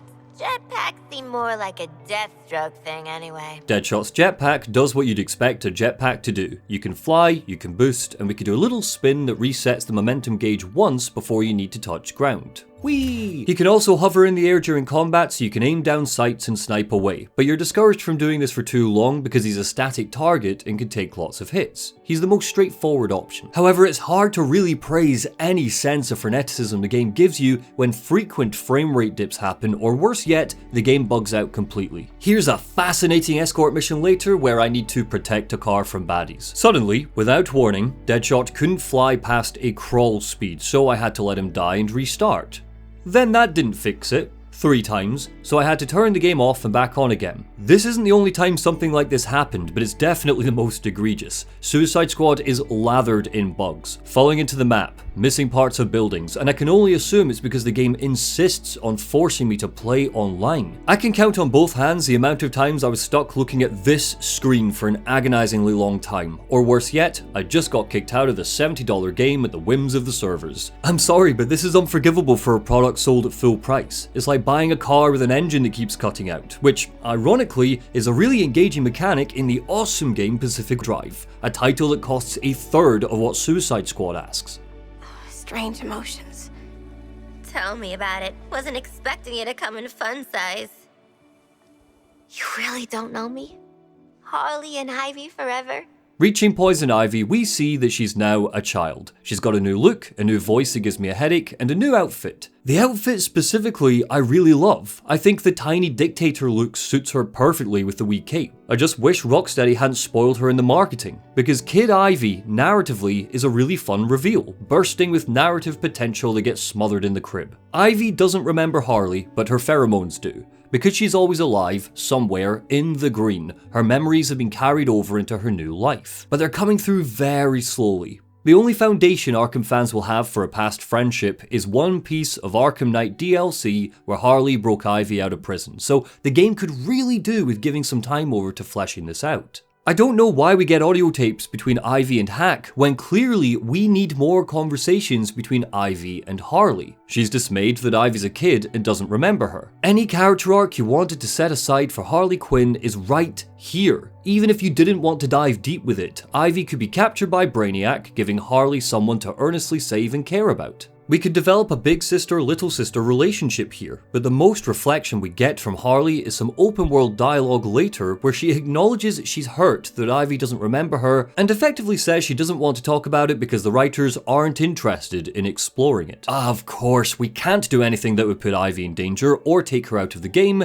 because she's here as a vehicle for the looting and the shooting. We can't exactly tweak our elemental weapons or grind out loot in her busy work missions if she's captured, can we? Thank you, live service game design. The only reason Poison Ivy is in this game is to give us elemental attacks. There's no deeper story past that. Rocksteady have literally nullified her sacrifice in Arkham Knight, brought her back from the dead like Solomon Grundy, so I can pay her to make my baseball bat deal fire damage. And is anybody else weirded out by the fact Ivy's dying words from Arkham Knight, "Nature always wins," a poignant button put on the sacrifice that saved Gotham, is now random combat dialogue during her live service setup missions? Just me? Fair enough, maybe I care too much. Following a control point mission, another Rick Flag mission, and a kill grunts mission, these are side quests masquerading as main story stuff, so ding, ding, and ding, we return to the Hall of Justice to walk about while afflictions are explained to us, and we learn all about loot care drops. If you think it's tedious that I'm taking the time to explain each beat, imagine how it feels to bloody play this. The man pretending to be Rick Flag calls us freaks and tells us he's got his fingers crossed that Ivy's gear will kill us. Thanks, buddy. Really glad someone wrote you this way. Boomerang jams a microbomb in Ivy's head because he's the absolute worst. Remind me why I want to play as this guy again, and tells the gang that he did it because she's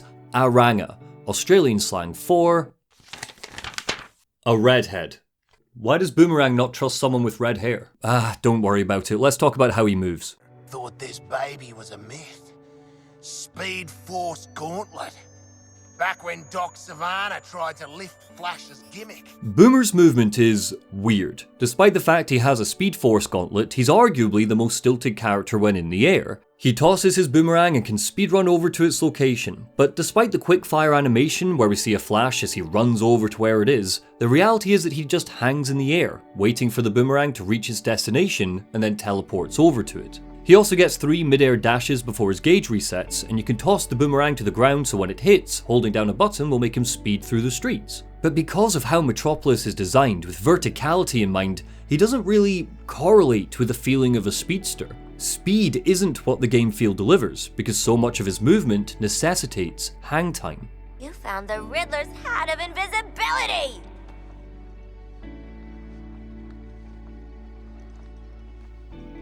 King Shark is my favourite because he circumvents a lot of the artificial obstacles that Suicide Squad's movement system gives us. He can do humongous leaps over rooftops Hulk style, which means it feels more natural that he needs to land to reset his gauge. He also has 3 dashes, just like Boomer, where he swims through the air. Is this silly? Yes, but he cleaves through the city with ease and it rarely feels like the game's fighting you when playing as him.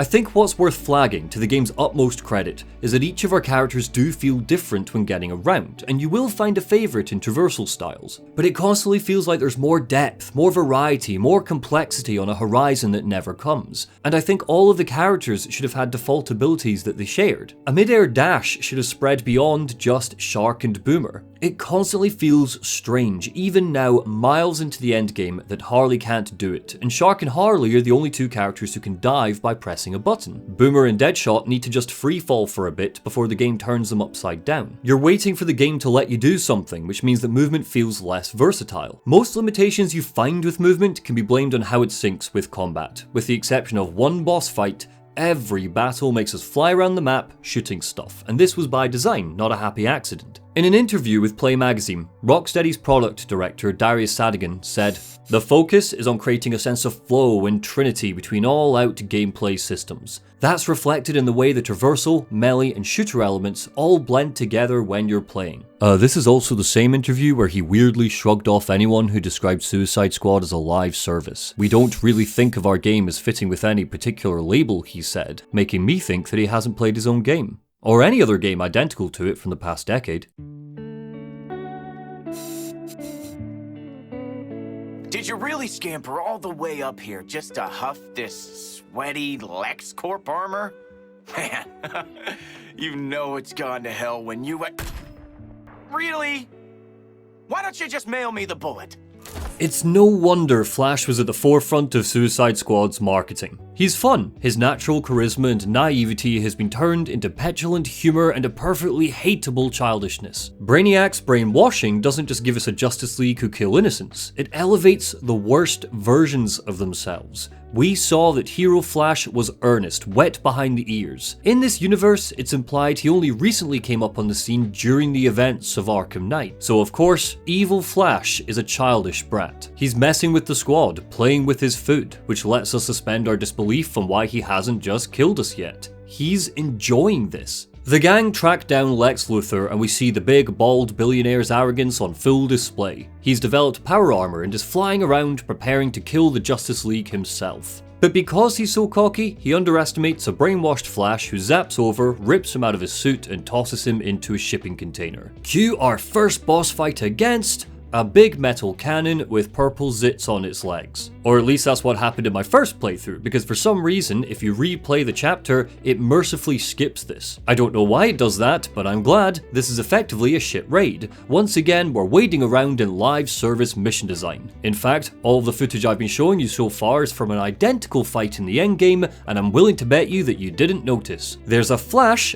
of personality during this fight, when Flash zips by and strips Boomer down to his undies. But there is every chance that you didn't know this happens, even if you play as Captain Boomerang, because of everything else that is happening on screen. The user interface is so chaotic that the only person who'll understand what everything means is Harley Quinn. It's not just the squad who won't shut up, it's the game itself, and very little of this actually helps us in fights. Okay, alright, let's see here. In a single frame, we've got our health bar, our shield bar, our level, how much XP progress we've generally made, how much XP we just got from killing an enemy, another flash of information telling us how much XP we just got from killing that same enemy, our combo counter, a little bar that shows how much progress our combo counters made, the total number of bad guys we've killed, detailed information on the total number of bad guys we've killed, an icon saying that I have a passive ability activated. What is this passive ability? God knows from this tiny hexagon. Another icon about to rush in and tell us about a second passive ability that I've activated. This one's blue, so that means it's from a different part of our skill tree, I guess. Our weapon, our melee cooldown, how many grenades we've got, our special moves, hotkeys to emote or ping stuff, a minimap showing us our distance to our objective, a dynamic icon also showing our distance to the objective, an audio visualizer because while all this is going on, Batman is shouting orders to the grunts we're killing and we might not be able to tell it's him over all of this noise. A list of combat flare challenges, how many rounds are left in this side quest, oh sorry, my bad, main mission that we're doing, how many data shards we've picked up, our main objective, the name of the mission we're currently completing, how many data shards we've deposited. This is necessary because I need to collect 18, but I can only carry 8 at any given time. And just in case you still don't know how many data shards you've just deposited, here's the information one more time. A chunk of what you're seeing here is unnecessary or repeated information. Oh, and if we let it play for just 1 second longer, yup, there we go. Here's a third flash of information telling us how much XP we just got from killing that one enemy. Oh, and now some gambling machine pictures are revolving over Boomer's head. Ah, and we can't forget the numbers splashing up on screen alongside the enemy's health bar so that we know how much damage we can do with the gear our latest loot box gave us. This is the rule, not the exception. Here's 20 seconds later in this fight. A tiny bit of text tells me I have a low shield. This is key information that's already shown to me by the fact I can see my shield depleting in the top left corner. Oh, and the fact the entire screen is now covered in blue glowing hexagons. It's not even the full extent of information the game keeps yelling at you. Enemies who can be shield harvested have a big blue shield over their heads and a light blue prompt from the game telling us to hurry up and shield harvest already. And while you're doing all of this, dailies are sliding in from the right side of the screen to update us on our progress there. This is a Technicolor nightmare and I don't understand how it made it to release. Rocksteady stated that the game's second delay, the 2023 one, was for polish. If this is meant to be polished, what the hell did it look like a year ago? How did this make it past testing? Why hasn't it been tweaked since, seeing as that's supposed to be the benefit of this whole live service festival of wank? It's a visually unpleasant game to play when you're doing well. That's the worst part. This footage is me doing well. I'm kicking so much ass.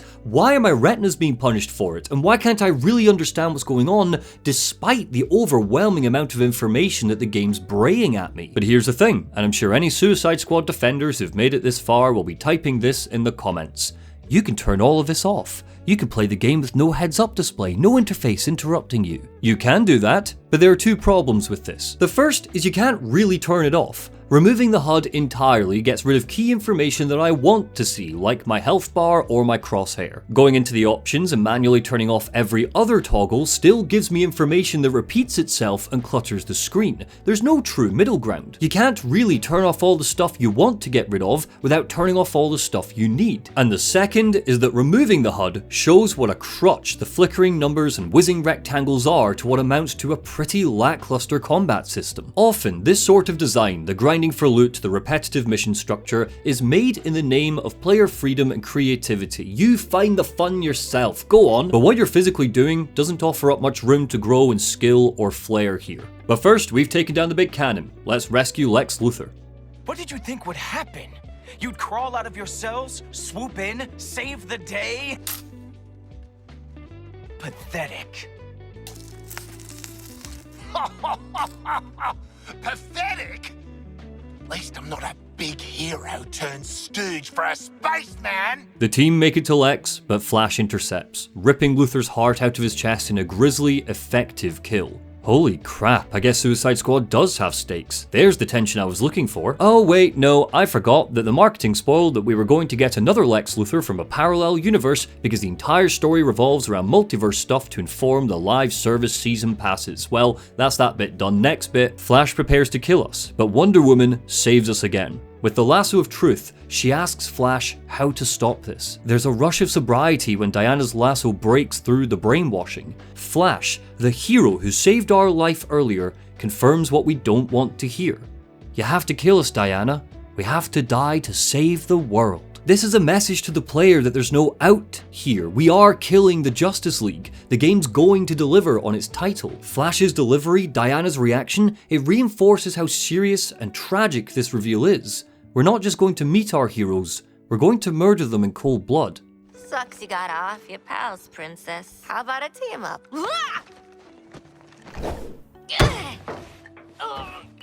You didn't let her finish. We should team up.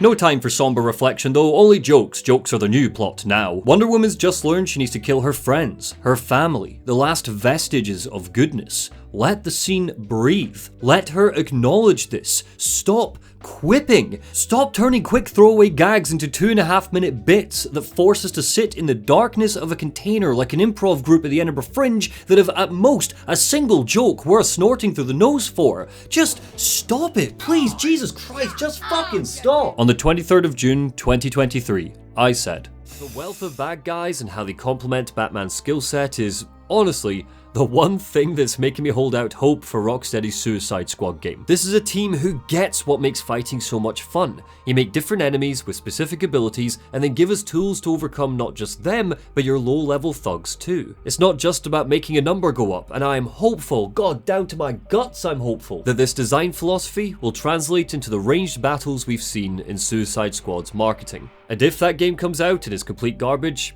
I said hopeful, okay, not optimistic. And thank God I tossed that caveat in at the end, because this is Rocksteady combat in name only. I don't know what game Darius Sadigan was playing that made him think it breaks past the barriers of genre, because this game is a live service looter shooter. We have all played this before. We are playing as 4 different supervillains, and 3 of them don't embrace the power sets that make them so cool. It's guns, guns, guns for days. We'll talk about weapon builds in the next part, but for now, yes, Deadshot having a gun makes sense, no duh.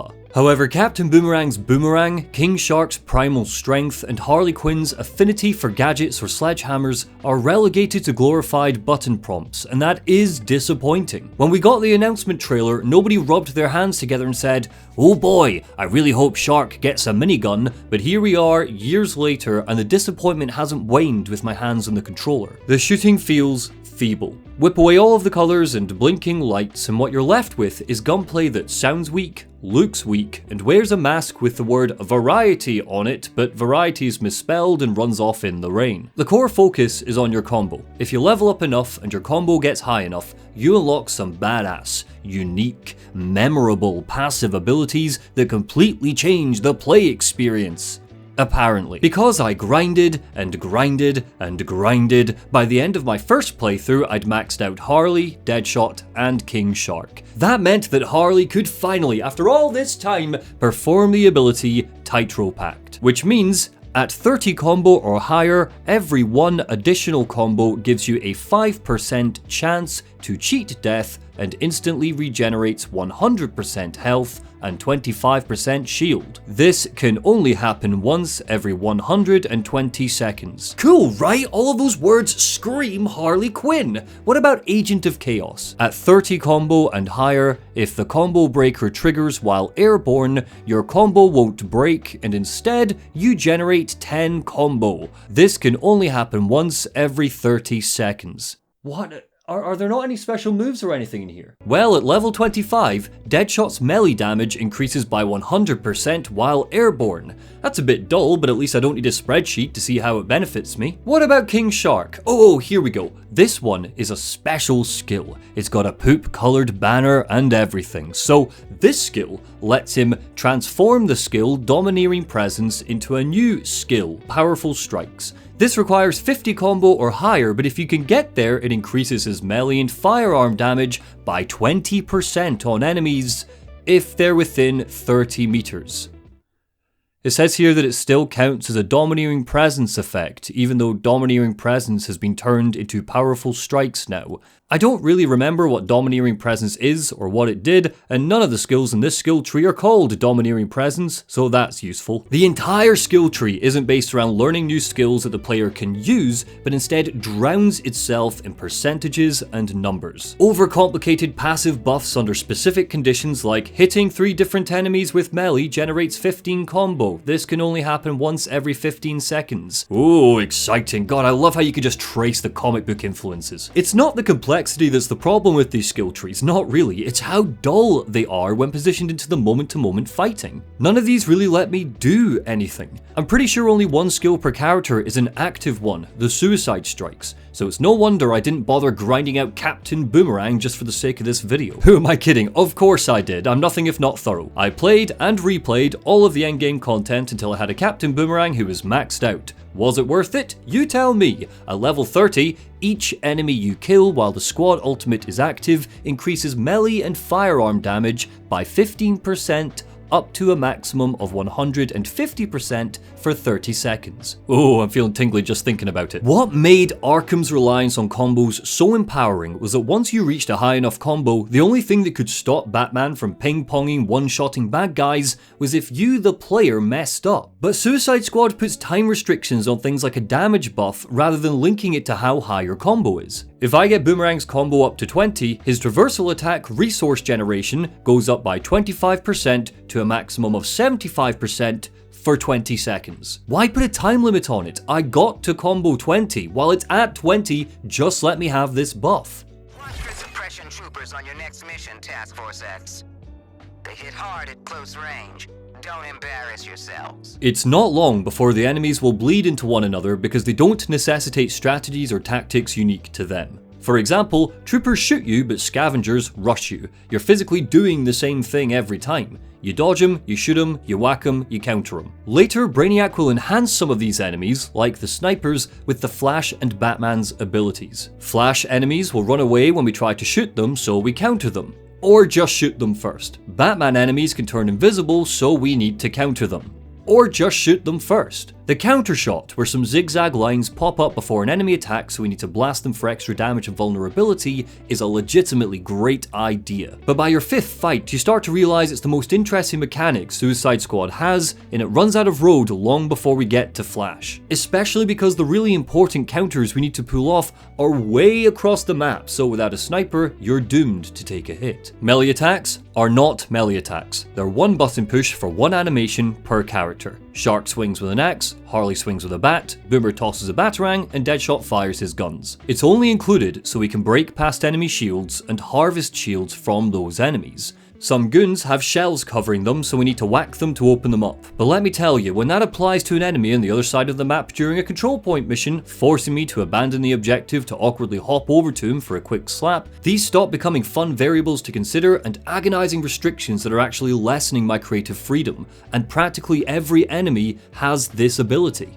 Now that's not the only way we can break past shields. Grenades and our special abilities can do the job too, but the amount of nades you can carry is far too limiting. And you need to change up your whole build if you want to increase the drop rate from enemies. Unless you're dealing with endgame loot, you're often sacrificing stuff you like just so you can toss a couple more grenades as Harley Quinn. The abilities are one note. There's 3 in total. The first locks into an animation that feels like it should be a finisher on an enemy, but if you're playing on anything above easy, it's very rare this will actually finish off a powerful bad guy from the halfway point. This is because Brainiac's forces are spongier than that rectangle who lives under the sea, all in the name of the loot grind. The second ability is an area of effect attack. For example, Shark can leap into the air and cannonball down to crush a few baddies, or Harley can do a drop kick that ripples out.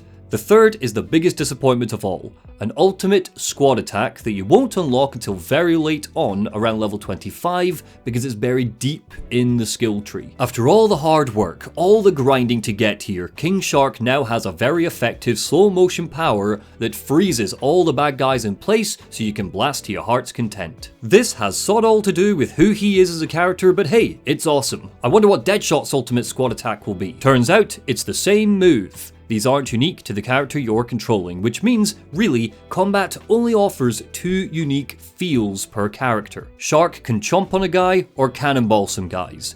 Boomer can ram his boomerang up a grunt's taint or zip around doing chip damage to some guys. Deadshot can shoot a guy lots or chuck a rocket at some guys. Harley can hit a guy with her baseball bat or drop kick some guys. Outside of those descriptions, there is nothing else going on for these supervillains. 2 unique abilities each, and I'm supposed to be excited about unlocking more characters in the future? Yeah, sure, I can't wait to see what cool, unique 2 things Deathstroke does. A tenor says it'll be cut guy with sword, or zap around cutting guys with sword. If you're watching this in the future and I was right, the Patreon is below. Thankfully, Toyman has arrived to bolster our arsenal. Are you the guys trying to save the world? Get him. It's strange that Toyman's focus is on shrinking tech. Not because that's out of character for him, it very much is, but because Argus already had shrinking tech before he crashes into the Hall of Justice. We used it in a previous Rick Flag side mission, main mission, and with all of this shrinking going on, you'd think there'd be a reference somewhere here to Ray Palmer, otherwise known as the Atom. You'd also think that because this is Hiro Okamura Toyman, the hero who in the comics is an honorary Justice League member, and not Winslow Shot Toyman, the gimmick villain, we'd do something with this. Like it to get the Flash's autograph. I mean literally anything with this. Why don't we use the giant mech that Hiro builds in his origin? It's just sitting collecting dust in his workshop. Can you imagine how awesome it would be if it grew in size and that's how we brought down the shield around Brainiac's ship? We fight alongside it or hell pilot it as a humongous Gundam marched across Metropolis. The spectacle of that alone would justify the emphasis on open world rooftop shooting. Instead, Hiro hides away in the Hall of Justice and is assimilated into loot box shenanigans. He's a huge fan of the Justice League and promises to arm us with his various gadgets and inventions. But the only invention he develops in the game is some anti-Speed Force tech that we can use to countershot the Flash. Amanda Waller lies to him, tells him the mission isn't to kill his heroes but capture them, and for good measure, Boomer sticks a microbomb in the head of his second child in the space of an hour. It really feels like there's a whole story to explore here, right? Toyman is tricked and bludgeoned into making weapons to kill his heroes. How does he feel about it once he learns the truth? Does he resent the squad? Waller? You're making a good call here. I know I can make this the best it can be. No, looks like he's fine. He doesn't care. He's busy sending us out on busy work side quests masquerading as main missions. Look, the completion screen isn't even pretending that this is a good use of our time. Quote, somehow we killed a bunch of guys and that'll help us stop Flash being fast. We kinda missed the details. Ding. As Task Force X gears up to fight Barry Allen, let's talk about how afflictions work. After all, we spent all that time smuggling Ivy back to base, and this is the crux of any depth that Suicide Squad's combat can have. Afflictions are elemental attacks. It wouldn't be a live service gear game without elemental attacks, right? Holding down a melee attack or holding down the grenade button means these attacks get the benefit of doing some earth, wind and fire shit that makes the screen even busier than it was before. There are 4 afflictions total: freeze, fire, electricity, and the only affliction that feels unique to this game, frenzy. Their incorporation is generic and cookie cutter. Even frenzy does stuff we've seen before, but somehow, someway, Suicide Squad has made something as sleep-inducing as elemental attacks nicked from other games stupid. Every single affliction simultaneously buffs and debuffs you. Deep Freeze, for example, makes an enemy take 200% damage from guns. Hooray! But greatly reduces damage from melee attacks, nullifies critical hits, and stops enemies from dropping ammo. Live Wire Bolt, that zaps enemies, electrifies goons for 15 seconds. This increases your damage because all shots from these guys become critical hits. But oh, now Brainiac's grunts can do extra damage to you too. Venom Frenzy crazes enemies for 20 seconds, meaning they'll attack other bad guys for minimal damage. But they also get increased health, so you can't seize the opportunity to get some free licks in. There are entire sets of gear based around doing more damage on crazed enemies, but the affliction that gear is created for makes the gear less useful. Gear. Diablo Blaze, that's the fire one, burns enemies for 20 seconds. Burning enemies take damage every 1.5 seconds, but you can't shield harvest burning enemies. It should come as no surprise that every decent endgame character build revolves around this ridiculously overpowered affliction that removes any hint of challenge from the game. The best way to disincentivize players from just burning everyone away is to get rid of these debuffed status effects entirely. Frenzy would give us one hell of a power fantasy if it didn't rocket enemy health up. The look and feel of an enemy that's frozen solid, carved up in ice, makes me want to hit it, not shoot it, but hitting it is the worst thing I could do in that moment. That's just annoying. Why punish me like this? Just make them all do cool shit, stop taking stuff away or making stuff worse. Now you'd think that the fact we spent the past hour doing a chunk of busy work, gear collecting, and tutorializing stuff like the Deep Freeze affliction, we'd use that as part of our battle with the Flash. After all, it's one of his weaknesses, he's weak to cold. Maybe the squad could lay a trap for him in Star Labs, jetting up a cryo bomb alongside our freeze afflictions so we could feel like all of this grindy glop served a narrative purpose. But it doesn't. Instead, we're gonna counter him to death. He's the loser of the league, folks! The fastest man alive! According to all these girlfriends. It's the Flash! This is a legitimately awesome scene because the squad are being mischievous, it directly serves the plot, there's rising action, the jokes don't overstay their welcome, and when Flash does arrive, his dialogue is gruesome and bloodthirsty to highlight his threat. Captain Boomerang steals Amanda Waller's phone and uses it to livestream to all of the screens in Metropolis, challenging Flash to come down here and face us like a man. The squad are behaving like villains in a way that's captivating because they're doing the classic shtick of broadcasting a monologue on screens across the city. But they're kinda bad at it because none of them, especially Boomer, are effective supervillains. They're trolling the Flash. This is brilliant. It's just a shame that the boss itself is a major disappointment. And the worst part is this is the best boss fight the game has to offer. We can't hurt Flash until we've countered him enough, so the real battle is against the noisy UI because it constantly distracts you while trying to spot the fastest man alive. There are lengthy beats of this fight where you'll just stand there waiting for Flash to attack so you can counter him because there's nothing else you can do until he opens himself up. We can't even chip at his health or unleash a volley of bullets at him to tire him out, and no, afflictions do sod all. He'll zap to the edge of an arena, blast us with the Speed Force, or summon tornadoes that swallow up the map.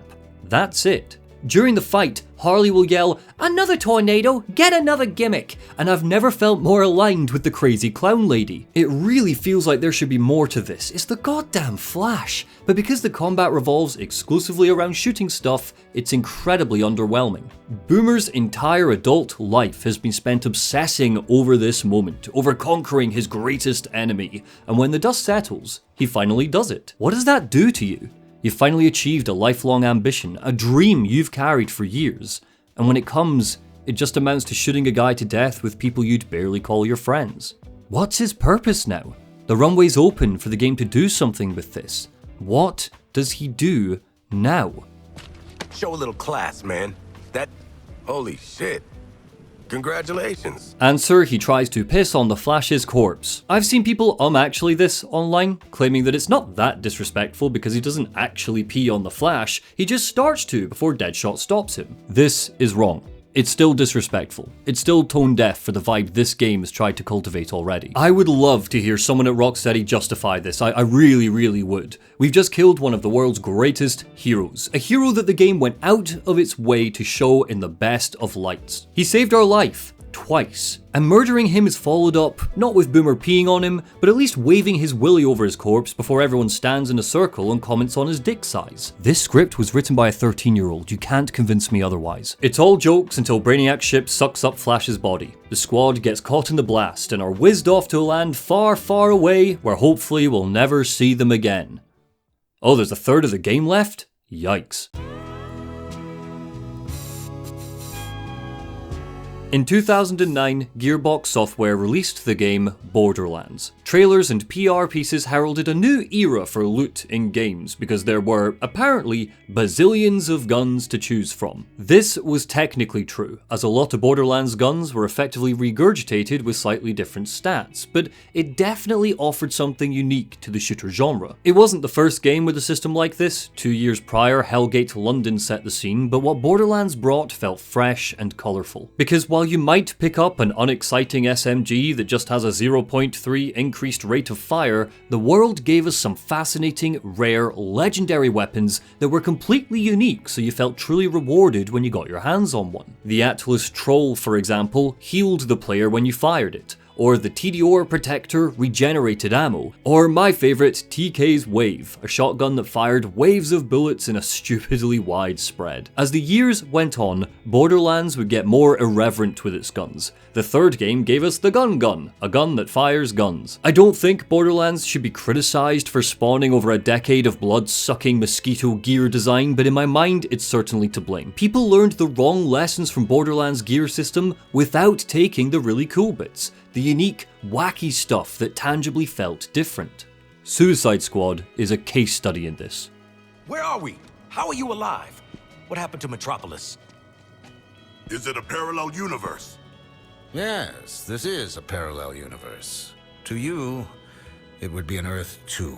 The gang arrive on an apocalyptic version of Earth. This is Earth 2, a world where Brainiac has won and is already terraforming it, turning it into his new Colu. In case you missed the marketing, this is when the game confirms it's doing the multiverse. Earth 2 is ugly, a wasteland. The art direction effectively makes us realize we do not want this to happen. We don't want to spend another minute here, that would be exhausting and tedious and dull. We better stop Brainiac before our Earth looks this way. It's gross, let's get out of here. I really hope the endgame isn't based around maps that look like this. Here we find Lex Luthor number 2. It turns out he's the last remaining survivor of Brainiac's conquest, and for the past 3 years, he's been trying to warn our Lex about the oncoming threat. The squad introduce themselves, get on his nerves, Harley Quinn babbles the game's second redhead joke, which makes me think one of the writers had a nasty breakup with a ginger, and we engage in the first of many escort missions. This might look like busy work and feel like busy work because we're mainly standing on buildings watching Lex slowly drive his truck and occasionally shooting bad guys, but hey, at least it's plot relevant, so I'm counting it as a main story mission. Lex 2 portals all of us back to Earth, himself included, and asks us to keep him a secret from Waller. Based on experiences with the Waller of his world, he doesn't trust her. It kind of feels like the game's ramping up a little bit. Our first League member is dead, we've just seen the tumultuous fate that awaits us if we fail. But the game doesn't really want you to focus on any of that story stuff. What it wants you to focus on is the fact that we've just unlocked infamy gear.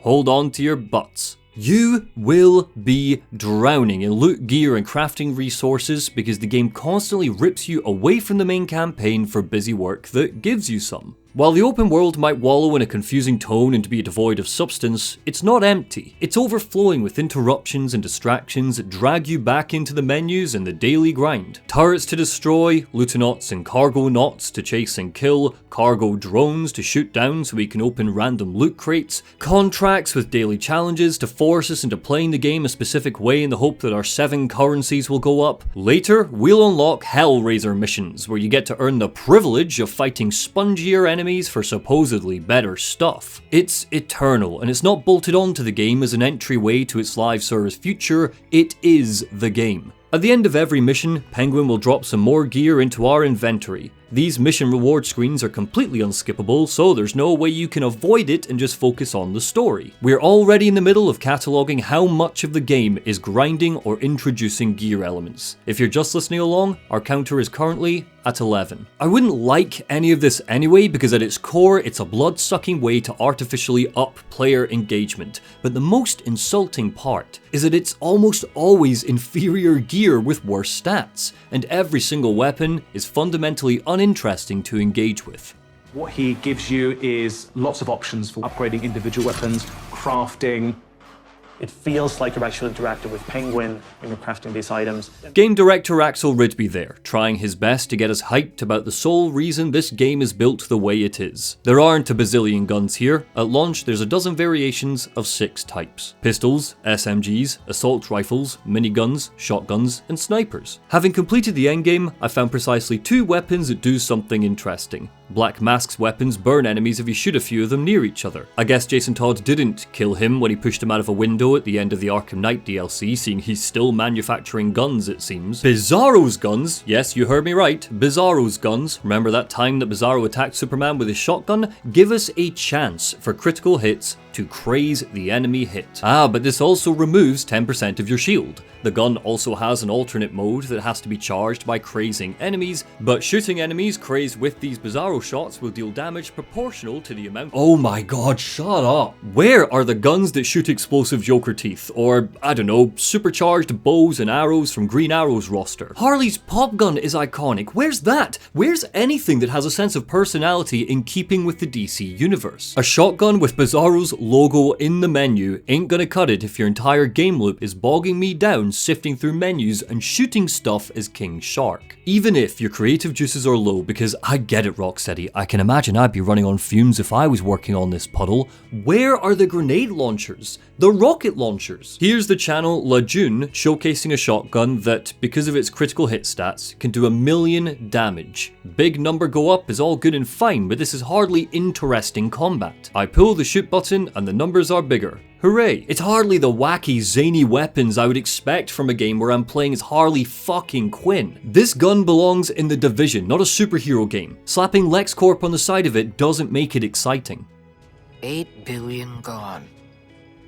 They had our resources, our defenses.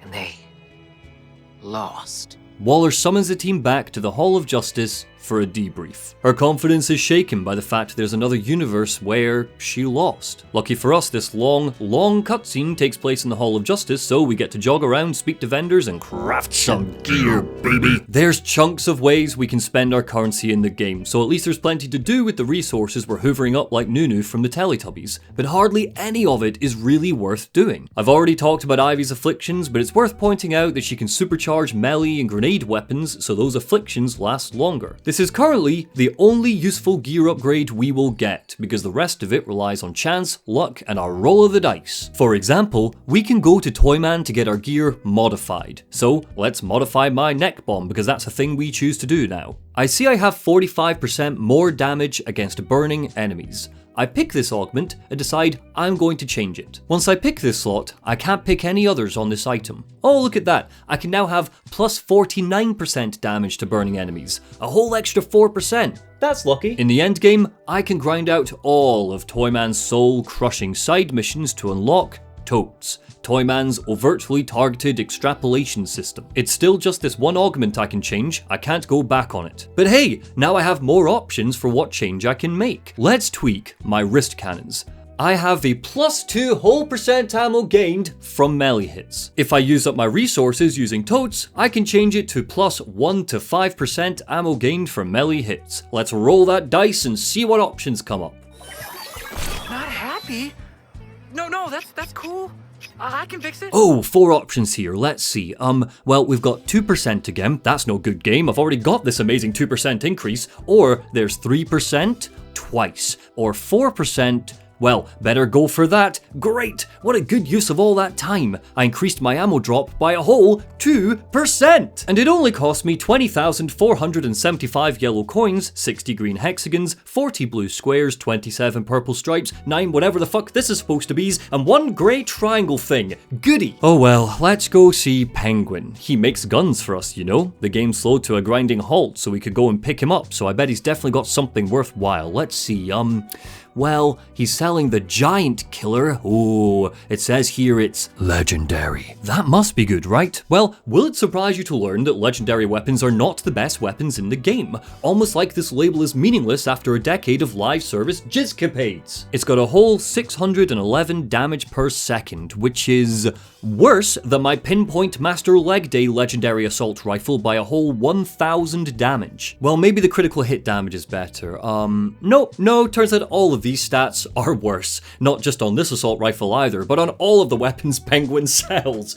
Well, that's a waste of time. What else can Penguin do? Let's find out. Ooh, he can overhaul my weapons. For 24,068 yellow coins, 56 hexagons, 37 squares, 25 stripes, and 8 having a strokes, he can re-roll the stats of this legendary assault rifle. It's called the Punch Bowl, but it's not punching much because I have a better legendary gun already in my inventory. Let's overhaul it and see what happens.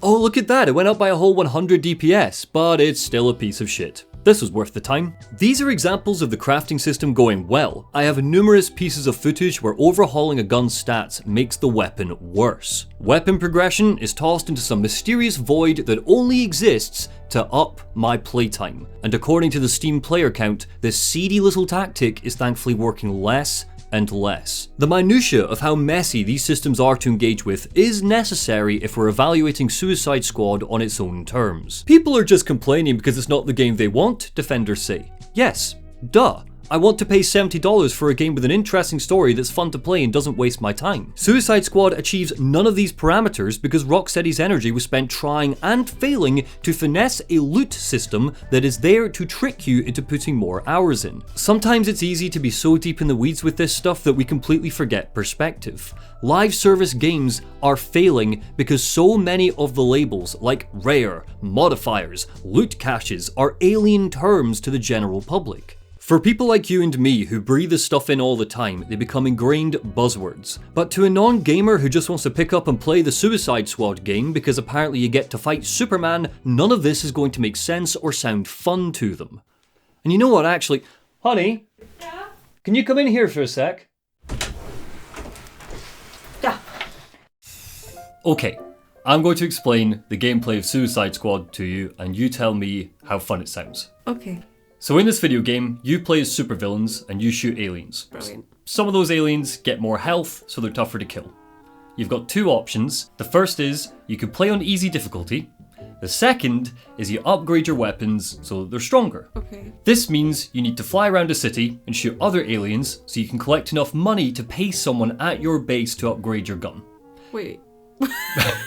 Except there's 6 different types of money.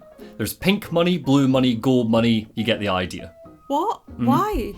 Because it's fun. Once you have the money you need, you go back to the base and you pay someone to change your weapon statistics. Okay. See, it's not as simple as just making your weapon be better and do more damage. Each weapon has different statistics, like a 2% chance that killing an enemy will give you extra ammunition. You know what sounds fun? What? Statistics. Yeah.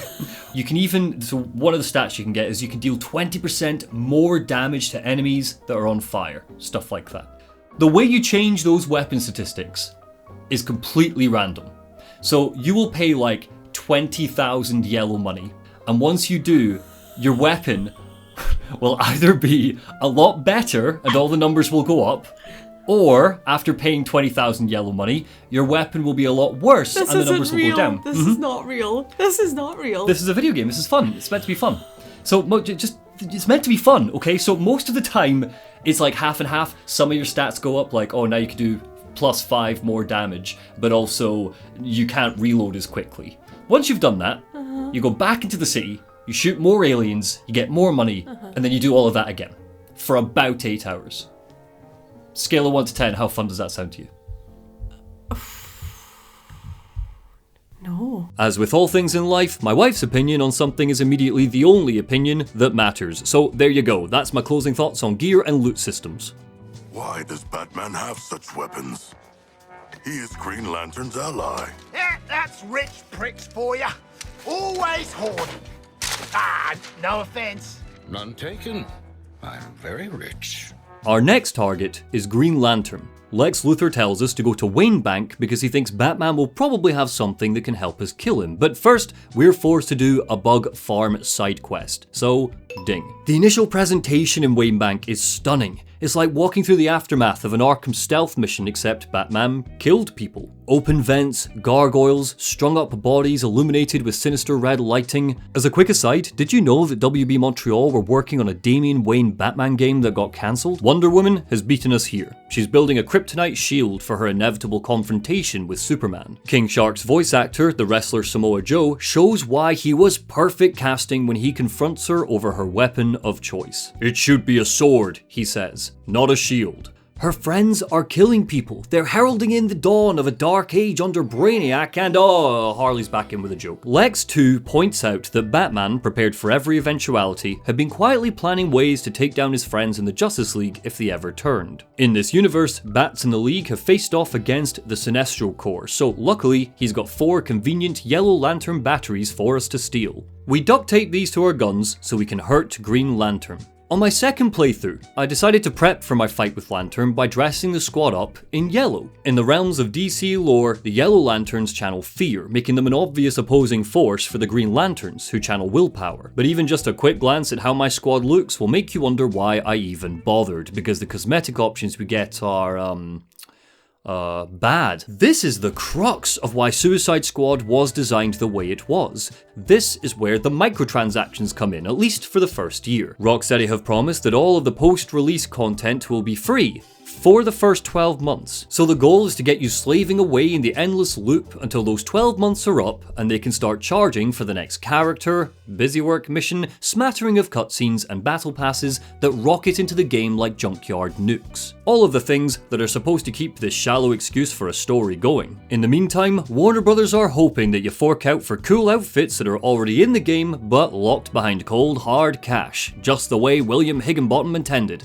This doesn't look like free content to me, Warner Brothers, but that probably explains why the ones we unlock by playing the game are so lackluster. Unless you pre-ordered the game, there are just 2 categories of outfit: the Arkham outfits and the standard outfits. With the single exception of this topless, beaten up version of Captain Boomerang, none of the Arkham outfits have much in the way of variety. Do you want the shirt to be open or closed? Better make your mind up, buddy, because that's effectively all you're getting. Where's Harley Quinn's Bat Family outfit from her TV show? Or her hockey rink getup from the reboot comics? Why isn't there an option to make Shark look like his original Hammerhead version? Clearly, the Suicide Squad game wants to spin off of the fact that the 2 movies have made them enter the public consciousness. So why aren't the movie outfits here? Rocksteady did all of this before with the Batman games, to the point where they added the Robert Pattinson outfit into Arkham Knight just last year. The shop itself is egregious. All of these outfits have been created, cut out of the game and stuck behind a paywall, and Warner Brothers aren't even merciful enough to make them affordable. £4 for an emote of Deadshot with a basketball. A pack of 3 outfits costs 1,500 Luthor coins. But the game's doing that insidious shit where you can't just pay for them with real world money. You've got to buy the in-game currency first, so you enter into a sunk cost devil's agreement. So really, you've got to buy 2,000 Luthor coins just to pay 1,500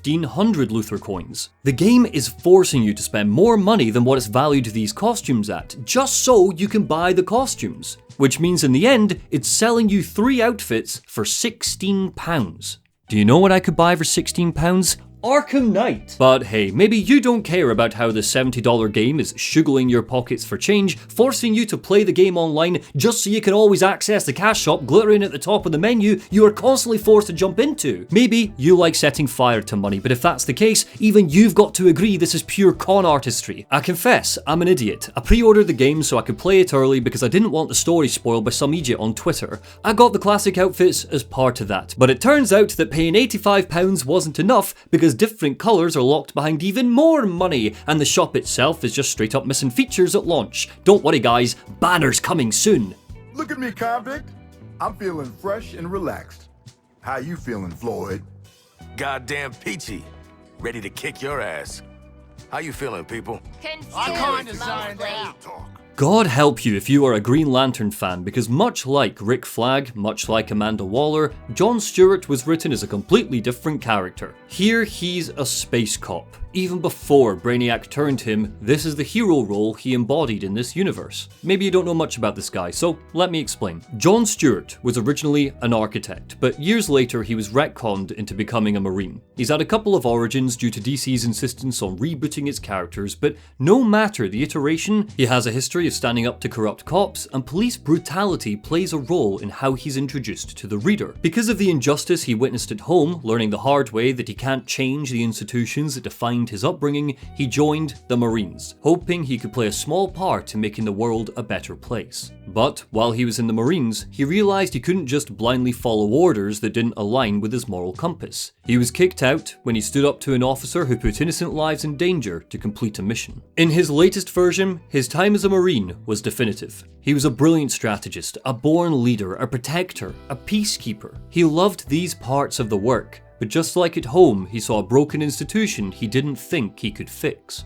It's what makes him such a brilliant Green Lantern, because when he joined the Green Lantern Corps, he didn't just follow their orders blindly. A lot of his arcs revolve around him exploring what it means to be a Green Lantern, and his attempts to fix it as an institution. On more than one occasion, he's learned some dark secret about the Corps and tried to expose it. Green Lanterns are space soldiers, not space cops. The clue's in the name, Green Lantern Corps. The qualities that lead someone to be a cop and the qualities that lead someone to becoming a soldier are very different, and Suicide Squad refuses to acknowledge that, making John dimensionless. We saw that Brainiac corrupts and elevates the things that make you you. Flash's childishness has turned him into a brat. Batman's ruthlessness, the fact he enjoys seeing his enemies as prey, has turned him into a violent monster without limits. So why is evil John Stewart just a cop?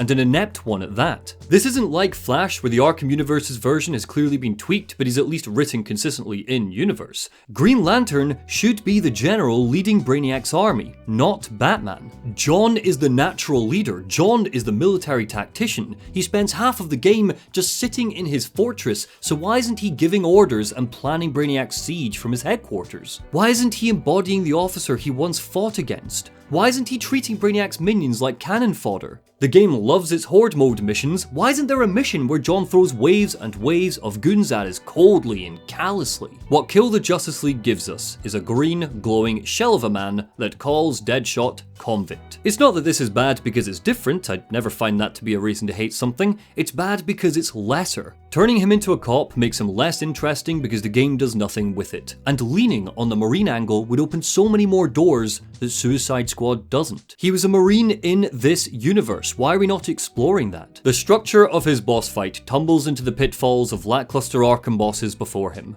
We're not fighting Green Lantern, not really. We're fighting his constructs. We're fighting helicopters that we fought before. This feels like battling henchmen rather than the Justice League member, because we're forced to destroy his constructs before we can do any damage to him. When we can shoot the Jolly Green Giant, he just hovers there, taking every hit. Your biggest enemy is how spongy his health bar is, despite all that time overhauling or modding your gear.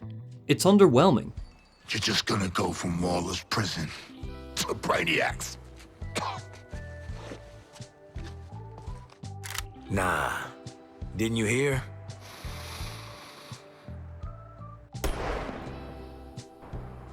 We're out on good behavior. Floyd, it's less cool if you kill him before you say the line.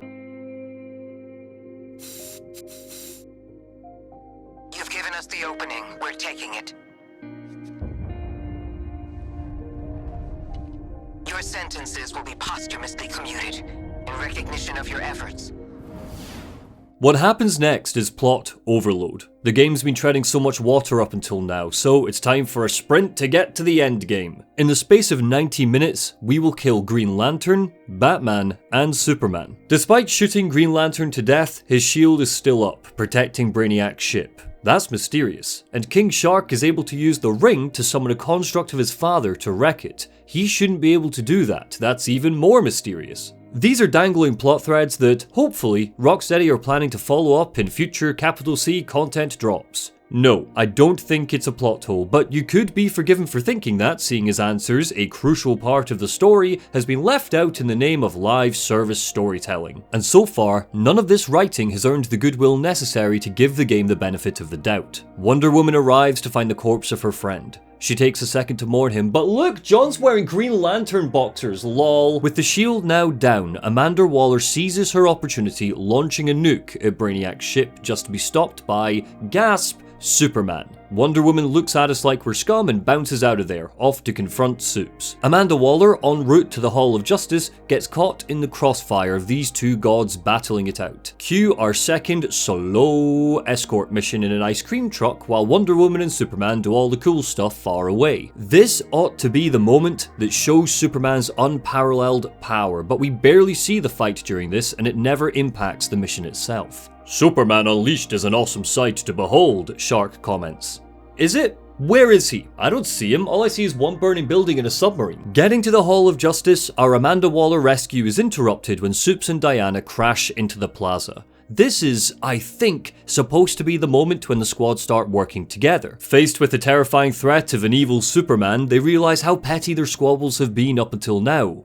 I guess. The game's story never makes this textual, and there's hardly any subtextual meat to chew on, so really we've got to fill in the blanks ourselves, writing the story for the writers. King Shark helps up Boomerang when he trips, so I guess they're a team now. They ignore Waller's screeching as a unit. Boomer tosses a boomerang at Superman's head to try and distract him, but immediately blames it on the guy who just helped him up, so maybe that team synergy we're hinting at isn't there. The game doesn't seem to know or care, so why should we? Diana seizes her moment and plunges a shard of kryptonite into Superman's heart. His one weakness, piercing his vital organs. It should be the killing blow, but shocker, Supes doesn't die. He just disintegrates Wonder Woman and flies away, leaving nothing but dust for Shark to cough on because the bad jokes never stop. See, Superman's biology is strange. Lex theorizes that Brainiac changed his DNA, so green kryptonite won't cut it. Either he's an altered version of the original Superman, or a clone. The inconsistencies have been popping up far too regularly not to be purposeful, even with writing as butchered as this. Boomer cut Flash's finger off, but when we killed him, he had all 10 digits. Green Lantern's ring didn't follow the rules. Now Superman isn't weak to green kryptonite. Considering that the Justice League's power sets are so confused, it stands to reason that this isn't the Justice League we know.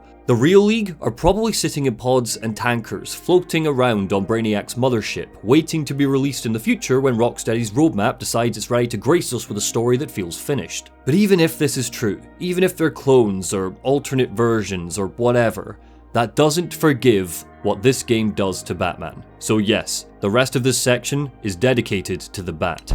Now, as part of the Justice League, I'm grateful for my companions.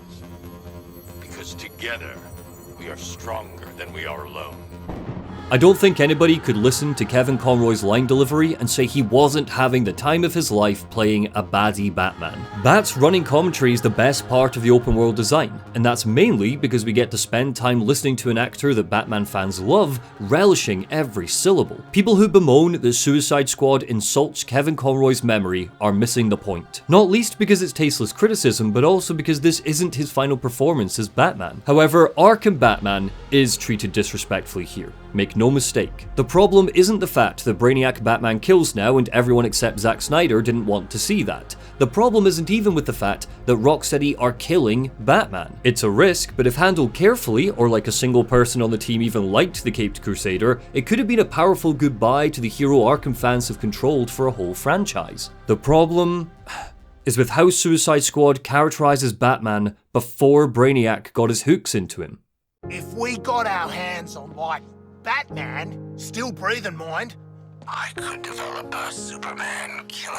We could cook up a Superman killing thing. The next chunk of gameplay is given over to busywork. Lex says that if we can bring him Batman, he might be able to find out what Brainiac did to the Justice League's DNA and find a way to kill Superman. Hunting for bats means we protect Ivy's plants again, ding, and we escort a homemade Batmobile to 3 Metropolis locations and do control point missions. Ding. There's this epic build-up to the Batmobile's reveal too, enough to get the player really excited that maybe, just maybe, we'll get to drive something powerful and tanky and monstrous like we did in Arkham Knight. Maybe after all of whatever this is, we're gonna get even an inch, a centimeter of measurable power fantasy and fun. But the Batmobile is crap. Purposefully crap, but crap. All for the sake of an unfunny punchline. Hey, at least the game's found something it's good at, disappointing the player. Suicide Squad teases a Batmobile, makes it look rubbish, and then it just sits there for a couple of missions while we shoot guys on rooftops before opening a door. the best summation of the entire play experience. Eventually, we find our Batcave, and the rush of confusing disappointments just keep going. Tell us how to take you down, bats. Never heard my guy Bruce talk this much in my life. 5 years have passed since the end of Arkham Knight. According to Suicide Squad, Batman spent at least a couple of those years being the Demon Bat, a monstrous, brutalizing shadow that used fear toxin to shred the minds of criminals. After a few years on the hunt, Superman flew into Gotham one day and asked Bats to join the Justice League. Batman agreed. It turns out that Arkham Knight's purposefully ambiguous ending of a shadowy figure swooping down on muggers after Bruce Wayne fakes his death was literal all along. For years, fans have debated what it might mean. Is this a Batman who killed the moniker of Bruce Wayne after his identity was revealed so he could fight crime full time? Was this Jason Todd embodying the Bat after Bruce broke through the Arkham Knight moniker? Was this Nightwing? Robin? God forbid, Azrael? One thing I think we can all agree on was that Batman faking his death and then using fear toxin to punch bank robbers was an awful explanation. What the hell? The muggers mutter. And then bang. The figure swoops down in an orange blaze of fire and smoke. Bats burst off of it. The muggers scream and scream. We cut to black and the credits roll. And that's us. No post-credits. Are we going to take that as the Batman is still operating, just in a different way? How do you read that, Chase? I always took this as it's just a kind of representation for the legacy of the Bat. Yeah. You know, like the fear is the legacy that will always be there. I can see that. If you have like two kind of other Bat people already operating in Gotham. Yeah. The way, maybe it's Batman legitimately using Scarecrow's fear gas. I'd hate that. I also would hate that. I like this just being symbolic. It's just Batman is out and about. Maybe he's learned some new tricks, but this is exactly what Neil said. This is what the criminals see when Batman preys on them. Suicide Squad tells us that Batman faked his death and then used fear toxin to punch bank robbers. After a night of hell, of desperately battling against Scarecrow's psychological warfare and the fear toxin that melted his mind, Batman thought that Scarecrow had a good thing going actually. The torment he went through in Arkham Knight is exactly the sort of thing he should pump into alleyways. Who cares if the victims inhale some too? He's the Demon Bat now, baby! Screw theatricality and deception, screw the gadgets, screw the symbol, Batman is going to wage chemical warfare on Gotham. If you, like me, read this gigantic fiery bat exploding into credits as symbolic, if you thought it was just supposed to show us that his legacy lived on long after he fakes his death, if you thought that this scene where Batman says that Gotham will need a new protector after tonight just meant that he would need to step away from the limelight because the city had turned him into a Halloween costume, well, too bad! It turns out Batman learned all of the wrong lessons in Arkham Knight. Good luck going back to that game knowing you're on track for the bad ending. The Arkham series isn't the story of Batman battling his inner demons and his own mental state, always coming out on top through sheer will, tenacity, and determination. It's the story of a broken, sad man that learned all the wrong lessons after having chemicals pumped into his body, eventually wielding a weapon that The Hague would describe as a fucking war crime, irreparably mutilating the psychology of petty thieves in alleyways, getting brainwashed by an alien to the point he undoes all the good work he spent a decade on, leading to the climactic moment when he's finally shot on a park bench. Also, I know that I'm the only guy that cares about this, but in Arkham Knight, we were taught that Scarecrow had his mask sewn to his flesh after Croc mutilated him. So why is his entire head sitting in the Batcave? Did Batman decapitate him when he nicked his fear toxin? If the answer is no, and this is just meant to be Scarecrow's mask, that means that Suicide Squad, just like with Penguin's redesign, undermined a really cool character detail because it felt like it. Off the bat, Batman and Wonder Woman's roles should have been swapped. He should have reluctantly worked with the Suicide Squad to take on his friends, just like he did in Justice League vs. Suicide Squad. I don't love how Batman is characterized in that comic. He's presented as a hero who thinks his villains are beyond saving, and I'll always think that's uninteresting, but seeing him work alongside the bad guys lets him see the world from their perspective. It lets him reflect on the yin and yang of crime fighting.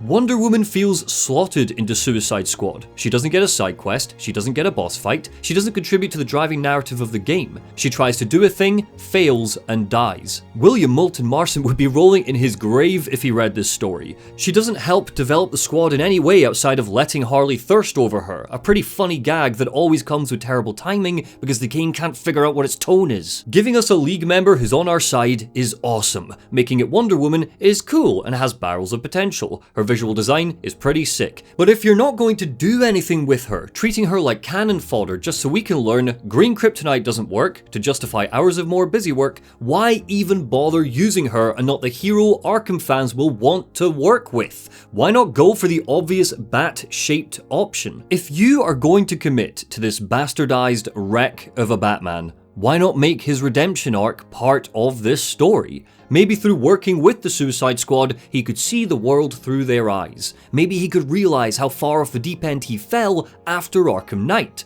Maybe the game could play with the irony that it's the villains who've made him see the light again. This would tie beautifully with the through line of the Arkham series, Batman's intoxicating fear that deep down he's just like his villains. And would you believe that the Bat family aren't safe either? Task Force X finds a hologram of Batman laying out his contingency plans for the entire Justice League. He recorded it for Robin, explaining that there is no anti-Batman device. The only way to beat him is to work together as a team. Even though there's been no build-up, no commitment, and the writing keeps focusing on dick jokes, it feels like the game is trying to do a found family thing, which is the least we could ask for as an arc for this kind of story. You just need to look at the awesome Guardians of the Galaxy game to see how you can use that as a framework for grander themes. But Suicide Squad doesn't stick the landing. Being a found family isn't enough in the context of the story we're given. What makes these guys any different? The Justice League is a found family, and they failed. Batman's allies are a found family, and they failed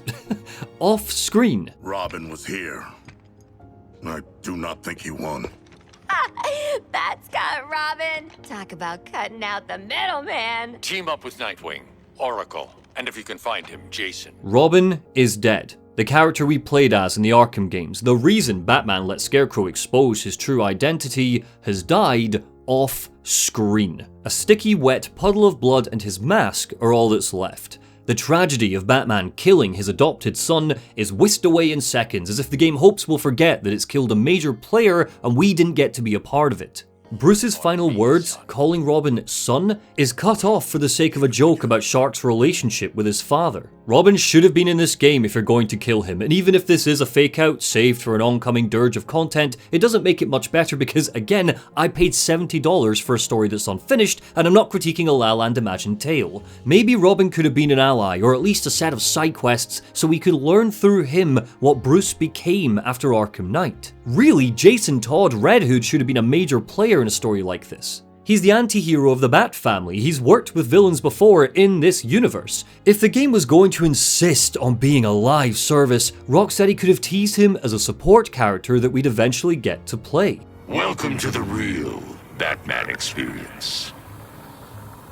Guys? Calling Batman's boss fight underwhelming would be an understatement. Each of the squad get a moment with their greatest fears as the Batcave fills with Batman's gas. Harley's idea is to increase the dosage, fill the whole cave with it so Batman hallucinates as well. Boomer's fear is that nobody will remember him, which could be further defined if the game led into his lack of purpose now that Flash is dead. Shark's fear is underwater mines and his father being disappointed in him. Deadshot's fear is that his daughter will resent him forever now that she knows he's a killer for hire. Harley speaks to Harleen. We hear the twinkle of the Arkham theme because all Suicide Squad has left is nostalgia, and she debates with her old psychologist self about how she's overly dependent on the squad the same way she depended on the Joker. Ultimately, Batman is testing their loyalty to one another, and I don't really know why any of these cooks wouldn't just abandon the team and run out of the cave. When have they seen eye to eye? When have they empathized with each other? When have they shown a single sign of loyalty that informs this moment, aside from that one time Shark helped Boomer to his feet? We jog by Batman-shaped statues and, surprise, counter the Bat when he leaps out to attack. There's no strategizing here. We can't shoot the Batman statues to clear some space.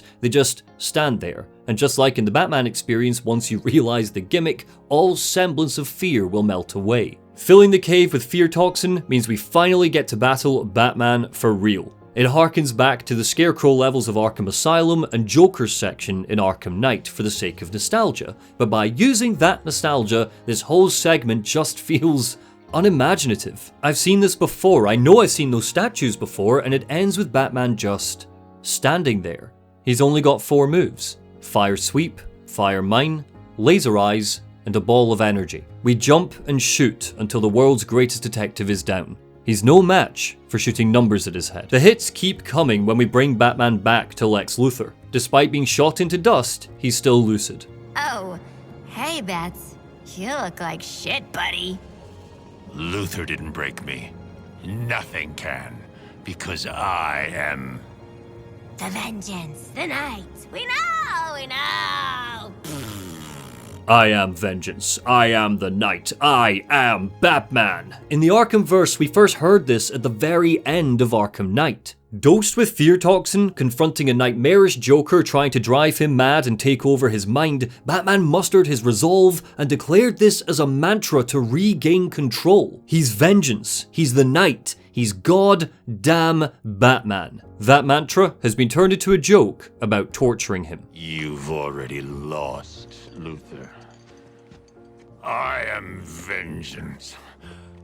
I am I mean that quite literally. There is no conceivable punchline here other than Batman gets tortured while saying his catchphrase. Where's the joke? Seriously, somebody explain the joke to me. You get 1 I Am Vengeance Suicide Squad, and this is currently our 3rd. Remember when Arkham Knight set the scene that an over-commercialized Batman was the foundation of why his villains had become more confident to the point Scarecrow can take the whole city hostage? I became vengeance.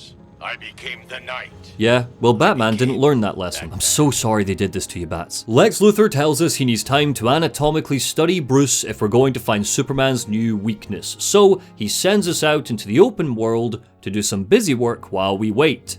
Ding. Can't fight Supes if we don't up our gear levels, so while it might feel like we're entering the final part of this story, we've got some side missions to talk about first. Kill the Justice League is at least self-aware enough not to label the groaning, mechanical tasks its open world gives us as side quests. They're support squad missions instead. This is because these aren't quests, there's no questing involved, no narrative structure or story-based purpose to all the chores we're sent out to do. They're here for the grinding, and to unlock various live service oddities that pockmark the game design. Don't believe me? Well, we skipped over her earlier, but let me formally introduce you to Hack. What's the deal with, you know, haunting yourself? My body's the only home I've got left. But really, I'm in the cloud 24/7 now. Hack is from the 2016 Suicide Squad Rebirth run. Her game counterpart is significantly weaker than her comic version because her physical body is in a coma. She exists digitally, able to hack and infiltrate any system with ease. Amanda Waller is holding her body hostage. She's trapped in Task Force X and needs to work for Argus or Waller will kill her physical form. I was certain that it would go somewhere. Hack sets up a private comms channel with the squad so they can do secret missions for her, and at first, it appears that she's going to ask for their help. What Waller has done here is messed up. She's using a comatose woman. The squad even comments on how deranged that is. Freeing Hack from Argus control might be a cool through line, but it's not capitalized on. Instead, Hack serves the live service stuff. She acts as our in-game skill tree, sends the squad out to look for loot, and offers currency as rewards for completing dailies. Her visual design is stunning, a multicolored hologram that can change her size and appearance at will, but that's where the praise stops. Her squad missions are control point missions, where we jump around on rooftops killing bad guys while Hack hacks. Next. When I combine my plant cells with this metahuman DNA sample Lex stole, it makes the aliens way more inflammable. We've already talked about how Ivy's wasted in the game, but we haven't talked about how infuriating her squad missions are. Just like Hack, they're control point missions. Brainiac's goons are trying to kill her gigantic plant, Daphne. We need to kill them, while Ivy takes 2 full years to run a gauge up and explode with spores. Despite Suicide Squad's unbridled emphasis on traversal to the point that it can contribute to our combo, Daphne can hurt us if we graze her while swinging past. Why is this the case? Daphne sits in the middle of the mission area, so it's pretty common that we'll swing by her. Making her an obstacle to traversal rather than an asset is frustrating. Daphne could have vines that we skate over or flower heads that we could bounce off of, but instead she just keeps interrupting us if we get too close. Stupid, pointless, and a structural repeat of what we do for hack. There's at least a tangible reward because each squad mission unlocks a new affliction type. Next. Just get these guns onto the bus in one piece. Or even two pieces. I'm not choosy. Everything we do for the Penguin is in the name of upgrading him as a vendor, unlocking more crafting recipes to make more inferior gear and loot. He brings the game's second type of mission, bus missions. A bus sits in a plaza and we need to jump around rooftops shooting bad guys. Once we've shot enough bad guys, we get a ping that someone needs help, so we grab them, bring them back to the bus, rinse and repeat. The tedium comes from the fact that this is an activity that we will do countless times before the credits roll. Once you've done one bus mission, you've done them all. That is where Toyman comes in. Red alert! This is not a drill! What is the matter? What is happening? Answer me, Toyman! Civilians! Misplaced science augments! Need help! Toyman's missions are all about the bus. Either you rescue civilians in an identical way that you rescued Penguin's goons, or you collect data shards, so that Toyman can do some data stuff. As you'd expect, just like when this mission was used as a main mission, the game doesn't pretend to offer much narrative purpose for these, so I'm not going to try to either. Our rewards are, you guessed it, more live service nuts and bolts that apparently upgrade our vendor. I have complete faith you can draw in every active Coloan unit in this dust bowl, as you did when we met. Lex Luthor's missions are data harvesting missions without Toyman's bus. That's it. I've got nothing else to say about them. The name's Gizmo.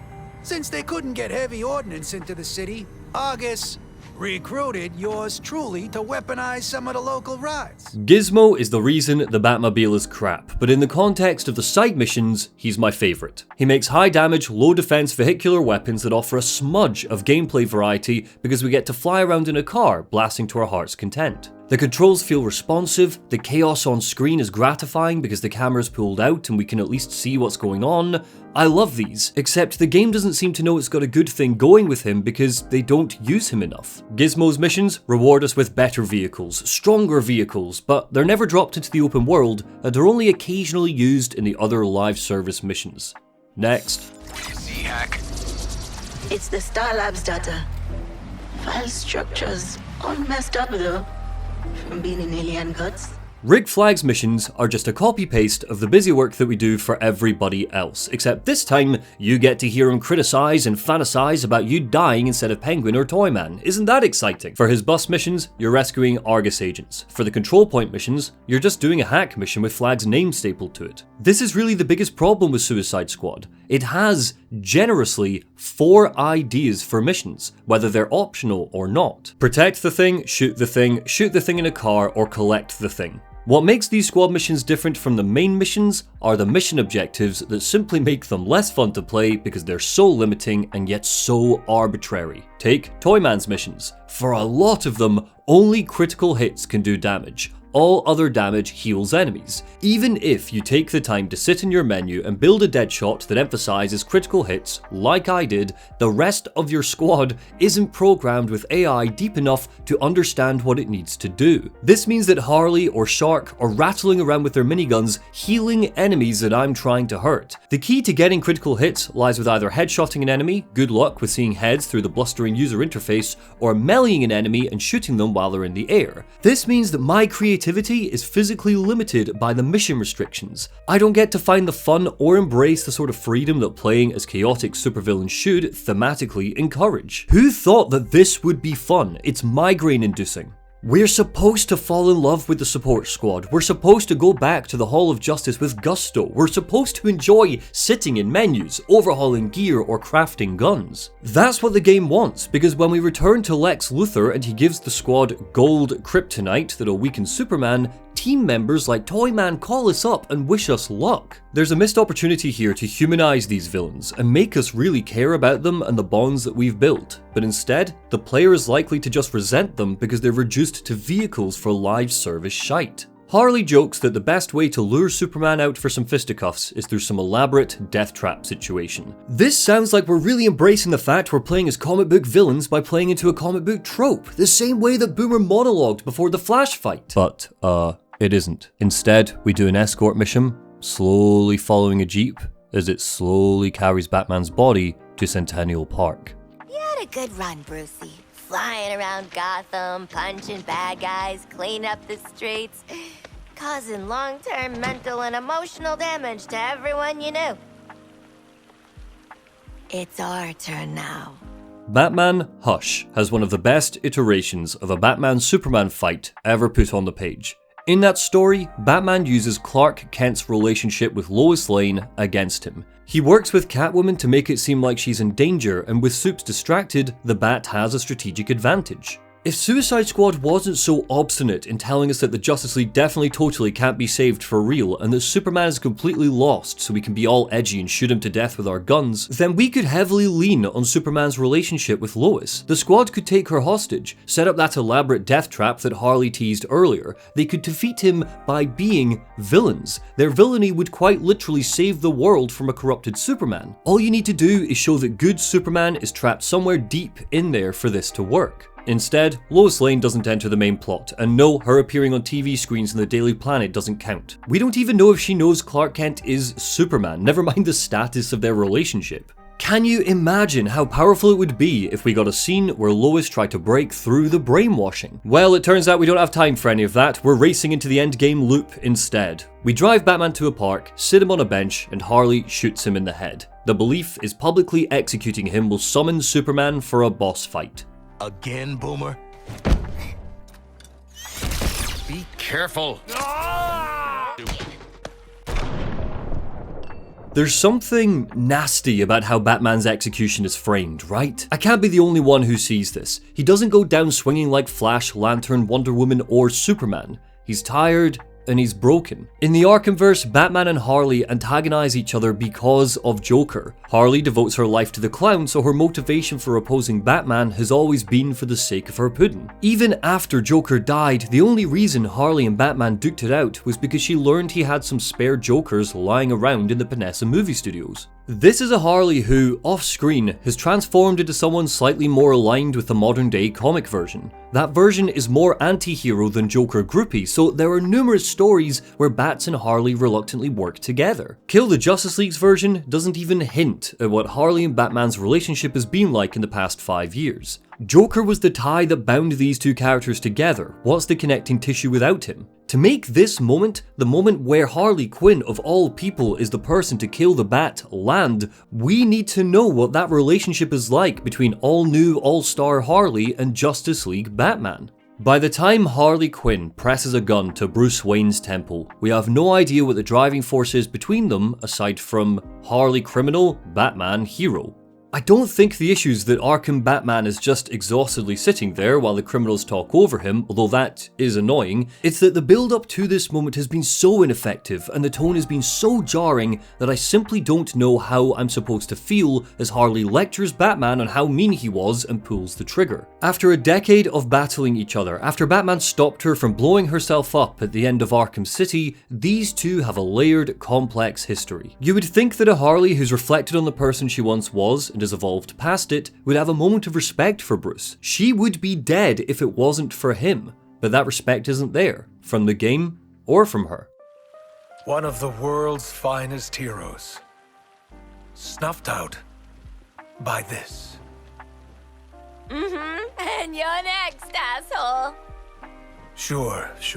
If Batman is done dirty, Superman is shat into this script like a curry turd. This is the first time he speaks in the game, and in 5 minutes, he'll be dead. In fact, including his boss fight, Superman is only in the game for 10 minutes and 14 seconds. Including the couple of times he features in audio tapes, he says just 251 words. Now, is it sad that I took the time to calculate this? Yes. Does it speak to a wider problem with how the game handles Superman? Also yes. And you're about to lose even more respect for me, but have you seen the runtime of this video? I am beyond caring. In Arkham City, there's a side quest featuring small-time Batman villain Jervis Tetch, aka the Mad Hatter. Including his screen time and the audio tapes, he gets 12 minutes and 41 seconds of screen time, saying 459 words. Superman has less time in the game where you kill the Justice League than a C-list Batman villain in an Arkham City side quest. What, was Nolan North charging by the word? His boss fight doesn't fare much better, irritating the player more than entertaining us. Because the game keeps revolving around the garbage loot grind, it's likely that you'll wipe him out pretty quickly. There's 2 phases totaling 5 moves. He can pick up a chopper and whack us, he can lay ice mines with his frost breath, he lasers us, and he shoots green squiggles. Once you get to the second phase, he can become invulnerable and summon solar energy for a big blast. Just like with Flash, just like with Green Lantern, the goal is to counter him and shoot him dead. The Man of Steel is no match for the R1 button and the 8% of damage that I can do now. Superman's end is the most unceremonious defeat of them all. He flops to the floor, the squad clap themselves in the back, they crack some jokes, and go in for a big high five because I guess they're friends now. Celebrating before the game is over? How human of you. Don't you know this is my game? Whoa, wait, Brainiac's in this? You could have fooled me.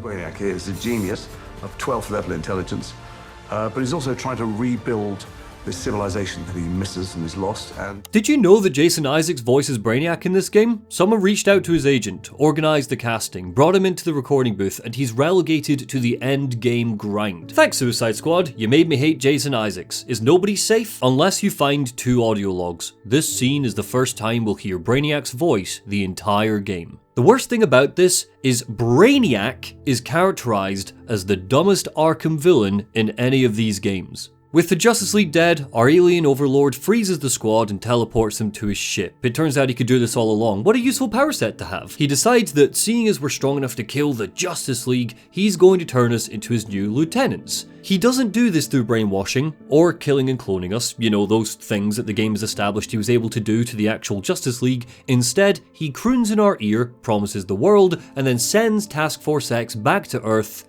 for a giggle. He doesn't even wait for them to answer. What is he? Stupid? From now until the capital C content drops are over, Brainiac is going to have this ability. The game explicitly shows us that he has the ability to freeze the Suicide Squad in place and zap them up to his ship. If he wants them dead, why doesn't he just freeze them and have a grunt shoot them? If he uses alien technology to brainwash them, why doesn't he just freeze them and stick a Terranaut in their head? If he can clone them, why doesn't he just teleport them up to the ship and steal their hair? The very existence of the live service endgame makes Brainiac more brain dead the longer the grind goes on. The game waves away his ineptitude by saying he's letting them run rampant to gather data on them and understand how best to utilize them when he does turn them, but you'd think after killing one of his 13 versions he'd realise he should stop pissing about and just get them on his side. Oh yeah, I forgot to mention the 13 Brainiacs, didn't I? Well, here's Lex Luthor to explain. When Brainiac revealed himself, there was a multi-static response across dimensions. 13 Brainiacs. Even if you were to somehow defeat one, your fight is far from over. An eternal conflict, King Shark says. Eternal. Are you excited to swallow this forever? Because even a cursory glance at the industry tells you that you will. It's live service forever, baby. Open wide. Daddy's got a new load of gear to shove down your throat. I'm so glad the game slows to a halt for 30 minutes while everyone stands around explaining the endgame to us before our final boss. No, really, truly, I am. Thank you, video game. Amanda Waller learns that we hid Lex 2's existence from her and she gets mad about it. Lex 2 confesses that he already has a microbomb in his brain from his universe's Waller. In a few minutes, she'll go on to tell the squad, don't worry, Luthor will be joining the rest of you with a bomb in his head soon enough. Amanda, honey, Lex just told you he already has a bomb in his head. What are you talking about? It has been 9 years since Arkham Knight. Why is this the best you can come up with? So, what does the end game look like? What do Rocksteady want us to do? The first thing you'll notice is that even though the Justice League is dead and he has no lieutenants, Brainiac has started to terraform Metropolis. All of the beautiful art design, the single saving grace of the open world, is being transformed into a sandy, beige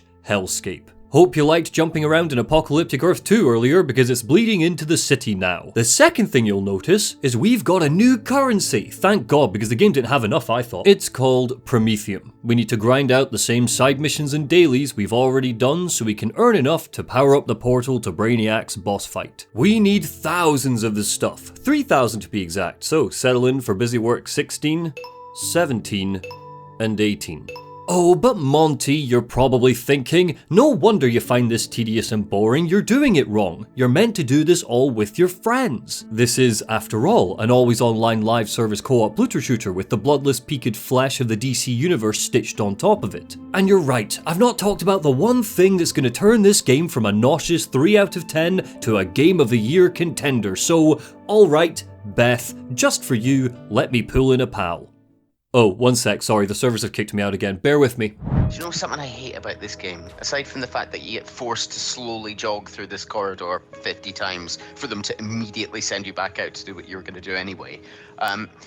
I really hate that the tone of it, even in the menus, you're forced to hit a button that says awesome. It's like you can't trick me into thinking we're having a good time. Right? Just because the word awesome is on screen. Long-time subscribers will recognise this as the voice of Neil, one of my co-hosts on my podcast, Lore Dump. He's a massive Arkham fan, but when he heard that Suicide Squad was a live service game, he didn't really want to play it. But I badgered him, I coaxed him into playing with me for the sake of this critique. Can't exactly give the game a fair shake if I don't play it with friends like it's intended, right? There are two ways that you mechanically connect with another player when playing online. The first is by giving a high five. We did it. Oh, okay. That's been funny since we were 10 years old. And the second is through this leaderboard screen at the end of missions. The idea of engendering competition in a Suicide Squad game is pretty cool. Even at their best, this is a team of wackos who want to outdo each other, so giving us that in the form of leaderboards and scores makes sense. But that's kinda it. A bit of flashy text and bragging rights. Some special gear, extra resources, or hell, nameplates similar to the sort of stuff Marvel Snap lets you unlock would go a long way to incentivizing that competitiveness. There doesn't really feel like there's team synergy at all, except for dancing on top of the car during these odious escort missions. Funniest joke in the game. A lack of team synergy is in keeping with the vibe of Task Force X, but if that's what Rocksteady is going for, what's the point of focusing all of this attention on online play? You're just both doing stuff without a need for the other player to be there. Every single mission I did with Neil, I completely forgot that he was even there. No callouts for team finishers, no passive abilities that activate if you sync up with another player. The UI occasionally flashes up that you backed up someone, a message that really just means you stole their kill, but much like the rest of these colours, it's meaningless. Because the game prioritizes freneticism, you'll lose track of any players you're jumping on rooftops with. That means that, effectively, there's little difference between Neil and I playing together and Neil and I playing single player while on voice chat with each other. Sure, your squad can be turned into bots to be used by your pals when you're not around, something that is legitimately awesome. But basic stuff like trading gear isn't available here. Well, of course it isn't. If it was, it would undermine all the grinding that makes up the foundation of the game.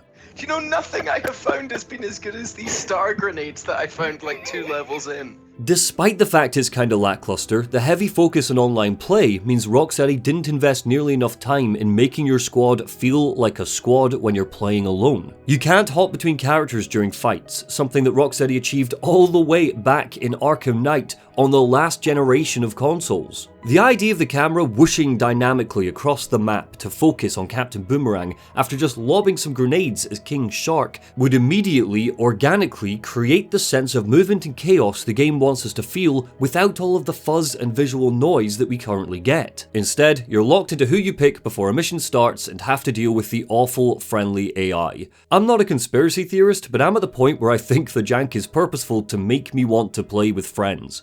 So those enemies have like shields on them, so you got to melee them first.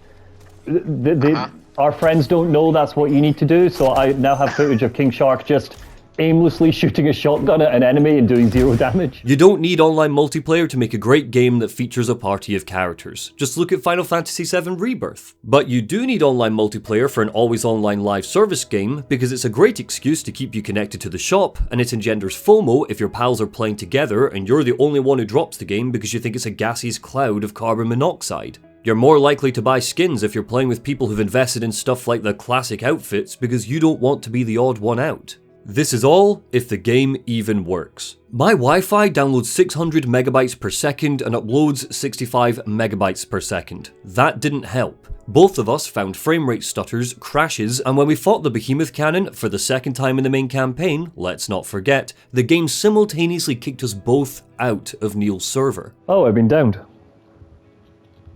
Hang on. Even though I had to log back into Neil's game, my Harley Quinn remained motionless in his world, meaning the server popped me back into her comatose body and I had to wait to be revived. I was at full health before I got logged out. Just as a quick aside, I hear that Helldivers 2 is a good live service game and is fun with friends, but I've tried to play it twice, weeks apart, and both times I haven't been able to log in. Who knows, maybe if I wait for the full moon, spin around 3 times and summon the devil backwards, I'll get lucky. Both players need to contribute to the Promethean pot if you're going to fight Brainiac together. There's no option for one player to just pay the whole way. That's annoying in its own right, but the cost of fighting Brainiac with a friend is higher than the cost of fighting Brainiac alone to make up for the fact that everybody's got to pay the ferryman. And the problems don't stop there. So it says on my screen, Harley Quinn paid, and it says Deadshot, like, is in Metropolis. Are you in the Kill Brainiac? It's the same on yours, exactly the opposite.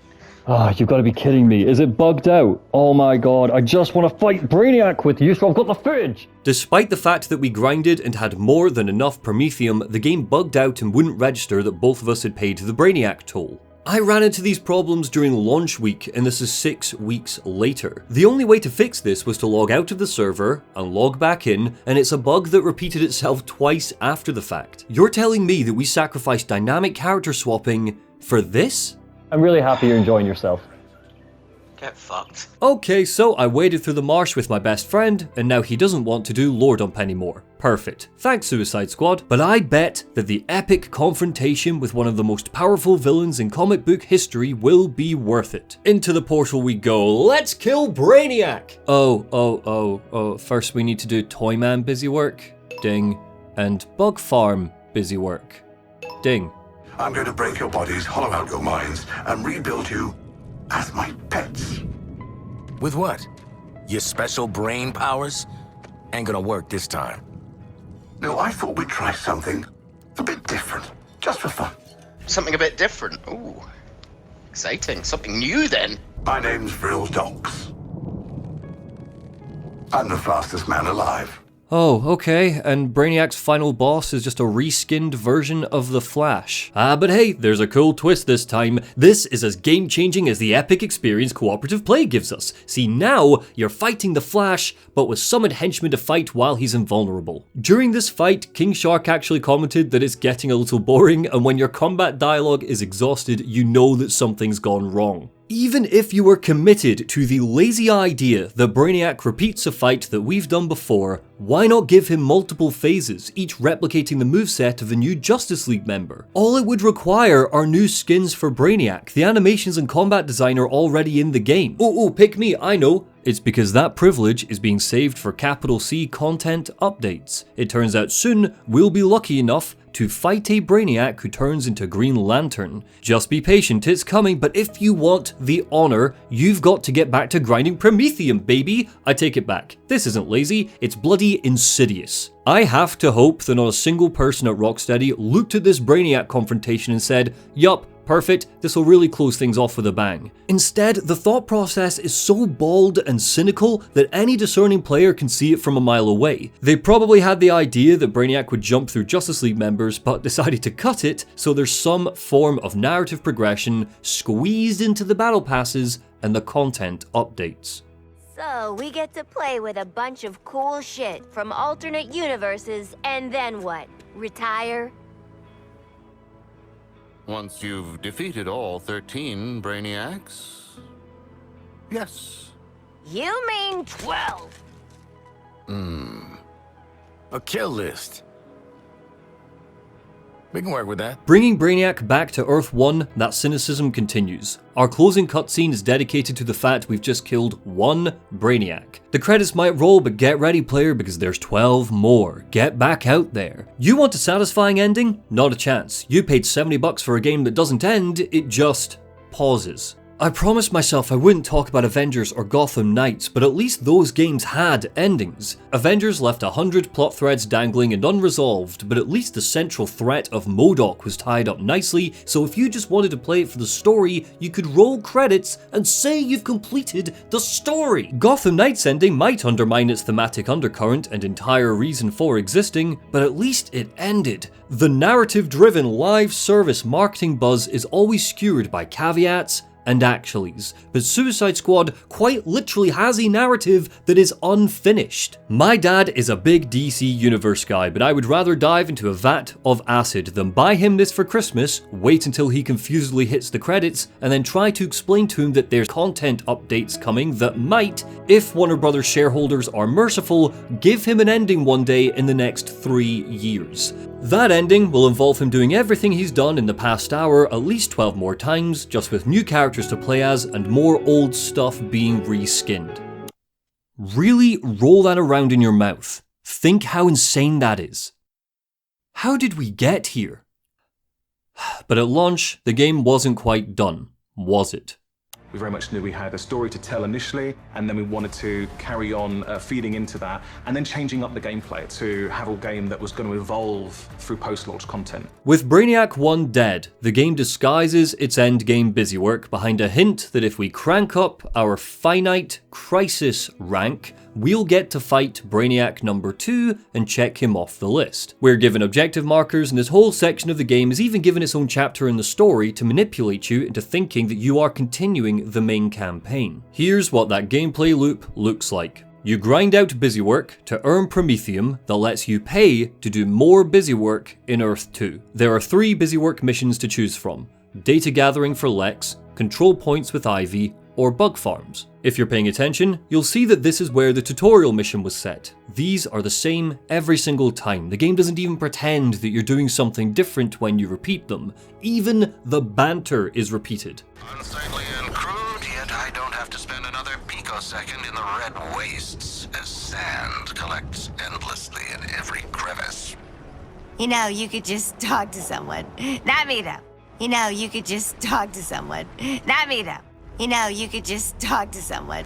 Not me, though. Once you do that Earth 2 busywork, you are rewarded with the ability to pay more Promethium so you can do it all again, but at a higher mastery level. These levels define the difficulty of that mission. Now, don't confuse mastery levels with incursion levels. They might both be levels that define the game's difficulty, but they're labeled differently, so that makes them distinct. Once you've repeated this process at least 10 times, you hit Finite Crisis Rank 10. This unlocks a Horde mode on Earth 2 that you can pay more Promethium to do. Now, once you've completed that Horde mode, you go back to the Promethium grind, doing the same busywork Earth 2 missions you were doing before at even higher difficulties. Completing this cycle unlocks Finite Crisis Rank 20. This lets you pay to do the Horde mode again, but on hard. Somewhere, smothered in this process, you might lose your best friend completely. I am now no longer invited to Neil's wedding, thanks Suicide Squad. Completing that, you repeat the cycle a third full time, grind the side missions, pay to do the busywork on Earth 2, and you'll hit Finite Crisis Rank 30. It's here that Amanda Waller will call us up and tell us, look, a new portal has opened up. This one leads to Brainiac again. If you grind out 3,000 Promethium so you can pay for this mission, you are rewarded with your second Brainiac boss fight. Finally, Brainiac 2. I'm going to break your bodies.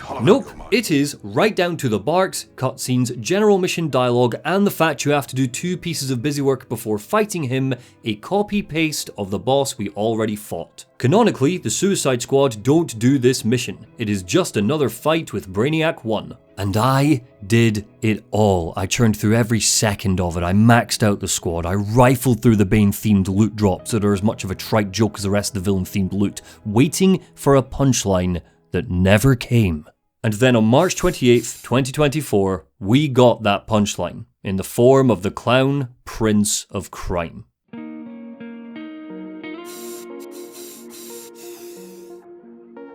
There's a presumption that live service games can't have their stories criticised because, technically, the story is unfinished. I could criticise the handling of Batman in Suicide Squad, and then suddenly Rocksteady could patch in months from now that this wasn't the real Batman, it was Azrael pretending to be him, and look, you can play as him now or whatever. It's just one of the many reasons why this model is so frustrating to critique sincerely. Anyone who told Suicide Squad's critics that we should just be patient, that, yeah, okay, the base story kinda sucked, the writing wasn't as funny as it thought it was, the characters were chopped into little bits, the mission variety was non-existent, and there wasn't a hint of earnestness to be found among the glittering pixels and edge, but just have faith, wait to see what the content drops look like, should be feeling pretty damn silly now that the season of Joker Episode 1 is out. This was supposed to be proof that it was a great decision to make Kill the Justice League a live service game. Proof that giving us an incomplete game at launch was a-okay because the drip, drip, drip of capital C content would be worth it. Instead, it's gigabytes of I told you so. I remember you invading like it was yesterday. Heroes and villains working together. Imagine me being one of humanity's last defenders. What a gas! We kick off not with a cutscene or a story mission that demonstrates how Brainiac has terraformed parts of Earth, but a motion comic. The Joker was the last man standing on his Earth, so tried to blow himself, the Hall of Justice and Brainiac sky high. It backfired, taking his leg, and Brainiac captured him, using his DNA to terraform Joker's Earth to be more Jokerfied. Brainiac is now Jokerfying our Metropolis. I guess he's given up on turning it into a new Colu. Task Force X are given their new mission: rescue the Joker. It might feel like I'm skipping over some details here, but I'm not. Season 1 opens with the player spawning into Metropolis and Amanda Waller in our ear telling us to hurry up and rescue the clown. How do we do that, you might be wondering? Well, have I got exciting news for you? Let me just, one sec, sorry, I forgot we've left the endgame and are back doing story stuff. I thought we wouldn't need this anymore. There we go, busy work counter, reactivate. Here is how Season of Joker is structured. Joker is being held on another Earth, but we can't go there right away and save him. First, every player in your squad needs to get their Fear rank to level 35. This is basically a new reskinned version of your Finite Crisis rank. Your Finite Crisis rank means sod all now, forget about it. To get your Fear rank to level 35, you need to do side missions you've already done, like Toyman's Data or Hack's Control Points, to get more of that hot, juicy Promethium. You then pay 1000 Promethium to do brand new incursion missions. These incursion missions are Shooting Gallery, where you fight a behemoth cannon on Joker World. High Roller, where you fight another behemoth cannon on Joker World. Acid Flower Power, which is just the Ivy incursions you've done 50 times before, on Joker World. Imposter Syndrome, where you kill some enemies on Joker World. Knock 'em Dead, where you kill some brute enemies on Joker World. And Laugh Riot, where you kill 150 low-level enemies on Joker World. It's worth me noting that you can't play these incursion missions on harder mastery difficulties until you defeat Brainiac 2, which means you'll be stuck playing them at a basic difficulty level for at least 2 hours. Oh, it only took my pal 30 minutes. No. It only took your pal 30 minutes when he knew the best speedrun strategy. You're forgetting the 90 minutes it will have taken him to try out all the incursions, figure out what he needs to do, and grind for Promethium. Don't bloody test me, Captain Pedant. When all was said and done, I did 8 side missions, 2 killing sprees, 21 incursions, and 2 bug farms on Joker's World just to unlock the Brainiac boss fight and the Joker. It's getting late in the video, so we're not going to count every insulting, bland, repetitive, Xanax-pilled piece of busy work individually. Let's just settle for one good old-fashioned ding, and send our busy work counter back into the abyss. For those just listening along, we're closing off with a count of 53. The trick to unlocking Joker quickly is to play as Deadshot, set the game to easy because the amount of fear rank you earn isn't defined by difficulty, and send him into the Laugh Riot incursion because the enemies are so easy to kill. This is a clip of me mashing R2 while I make a coffee in the kitchen, I kid you not. Suicide Squad's design incentivizes conning the game. Take me on home to the asylum, never alone in the asylum. So what mechanically has changed? Well, Rocksteady have nerfed the burn affliction for a start because they saw it was the only affliction worth having in the endgame. There are more options for tweaking the user interface that is majorly welcome but still doesn't go far enough, and a dissertation's worth of general bug fixes. Wow, this is, it's still going, huh? Shame all of these bug fixes didn't stop me being able to play the game at all for 8 hours because of a maintenance update. or getting kicked out of the game while grinding. Incursions are now accompanied by Lex facilities, glowing, shimmering power-ups that give you stuff like infinite ammo or generates the fire affliction in a ring around you. These are pretty neat, leaning into Suicide Squad's flashing, arcadey style, but again, something as basic as in-universe power-ups should have been in the base game, and it is hardly game-changing. That second one, the burn affliction, would be awesome if Rocksteady hadn't nerfed fire. Feels like you're cutting your nose off to spite your face, really. There's new weapons too. The mysterious assassin Lawless has given Argus guns made by the Intergang. Yum yum yum, I hope you like story crumbs because that's all you're getting in this big exciting update. Intergang weapons deal a high rate of fire but have low ammo, meaning you'll need to curate your character build around making enemies drop more ammunition. The gear is hardly exciting on the best of days, but adequate guns that encourage ammo drop builds are hardly going to encourage new players to pick up the game. We also get new weapons themed around Scarecrow. Guns like the Contagion shotgun mean that, quote, successful critical reloads trigger a stack of Mind Melt. This stacks 5 times, and each stack adds a 20% chance to poison enemies hit from this firearm. Poison isn't a new affliction, it's just a status effect that is basically the Diablo Blaze affliction, but better. See, both Poison and Diablo Blaze make enemies take damage over time. Diablo Blaze lasts 20 seconds. Poison lasts a whole 30. Diablo Blaze stops enemies from dropping shields. Poison just makes enemies drop less shields. Say goodbye to your fire builds, lads, the meta has changed. The thing is, poison and poisoned mind and all of these repetitive terms don't really mean anything that different. They all come back to percentage increases for damage and critical hits. There's nothing wacky here, nothing that feels tactically different during gameplay, nothing like, say, I don't even know, a weapon that can break past those irritating shields you need to melee off of enemies. The game is desperate for you to start using this stuff ASAP, so it launches them at you after missions. Because the game forced me to grind 33 busywork missions to find out what happens next, my inventory overflowed to the point that all of my new gear got sent back to the Hall of Justice. During one of the busywork missions, Harley got 2 Breathtaker pistols with teeny differences in stats, and the guns look like ugly rust buckets to boot. What's not ugly are the visual changes that Joker brings. A small handful of Metropolis locations, like the Hyperdome Stadium, are now covered in glittering lights, Ferris wheels, or gigantic packages that Brainiac has spawned as part of his terraforming operation. There are no environmental boons to traversal here though, no trampolines to bounce on. Joker's world, where we'll grind out the incursions, is a massive improvement over the desert wastes that the base game's endgame gave us. For example, the Daily Planet has been transformed into the Daily Cackle. We will never actually engage with the Daily Cackle. The environmental team have once again laid the foundations of a gorgeously realized world that the gameplay refuses to engage with. And it's a shame that these visuals have more personality than the clown himself. The Riddler has returned too because he felt like it, shut up, but also so that Rocksteady can pad out game time. There have been no improvements over his collectathon. The 16 new trophies are still a bland waste of time. All of what's supposed to be new story content is delivered as audio logs. Grinding and shooting bad guys unlocks 8 interview tapes with Joker where he speaks exclusively to Rick Flag and Amanda Waller. We learn nothing in these. He flirts a bit with Flag, weird, I don't like it, and tells Waller that Brainiac is scared his plans won't work. Wow, Brainiac really could avoid that fear if he just used his incredible power to freeze and teleport people. There's a couple of neat conversations between Deadshot and King Shark where they talk about being on opposite sides of daddy issues. Shark makes some comparisons between Deadshot and Kondraka, and Floyd comes to terms with being an absent father. It's nice to see, but it's too little, too late, and if this is supposed to replace the minimal character drama we got in the main campaign, this ain't it, Rocksteady. Is this honestly what the next year of capital C content looks like? Because audio logs are yet to justify the live service model as a powerful tool for storytelling. In one of them, Harley agrees to become Deadshot's therapist if they survive Brainiac's invasion, which is an interesting turn, but she will never, ever speak to Joker in the DLC that introduces him to the story. There's no reflection on what his presence does to her trauma. There's no sign that he bothers her. In fact, when we eventually unlock him, the most we get is when she tells King Shark she did some healing. I'm not into that type anymore. Maladaptive narcissists?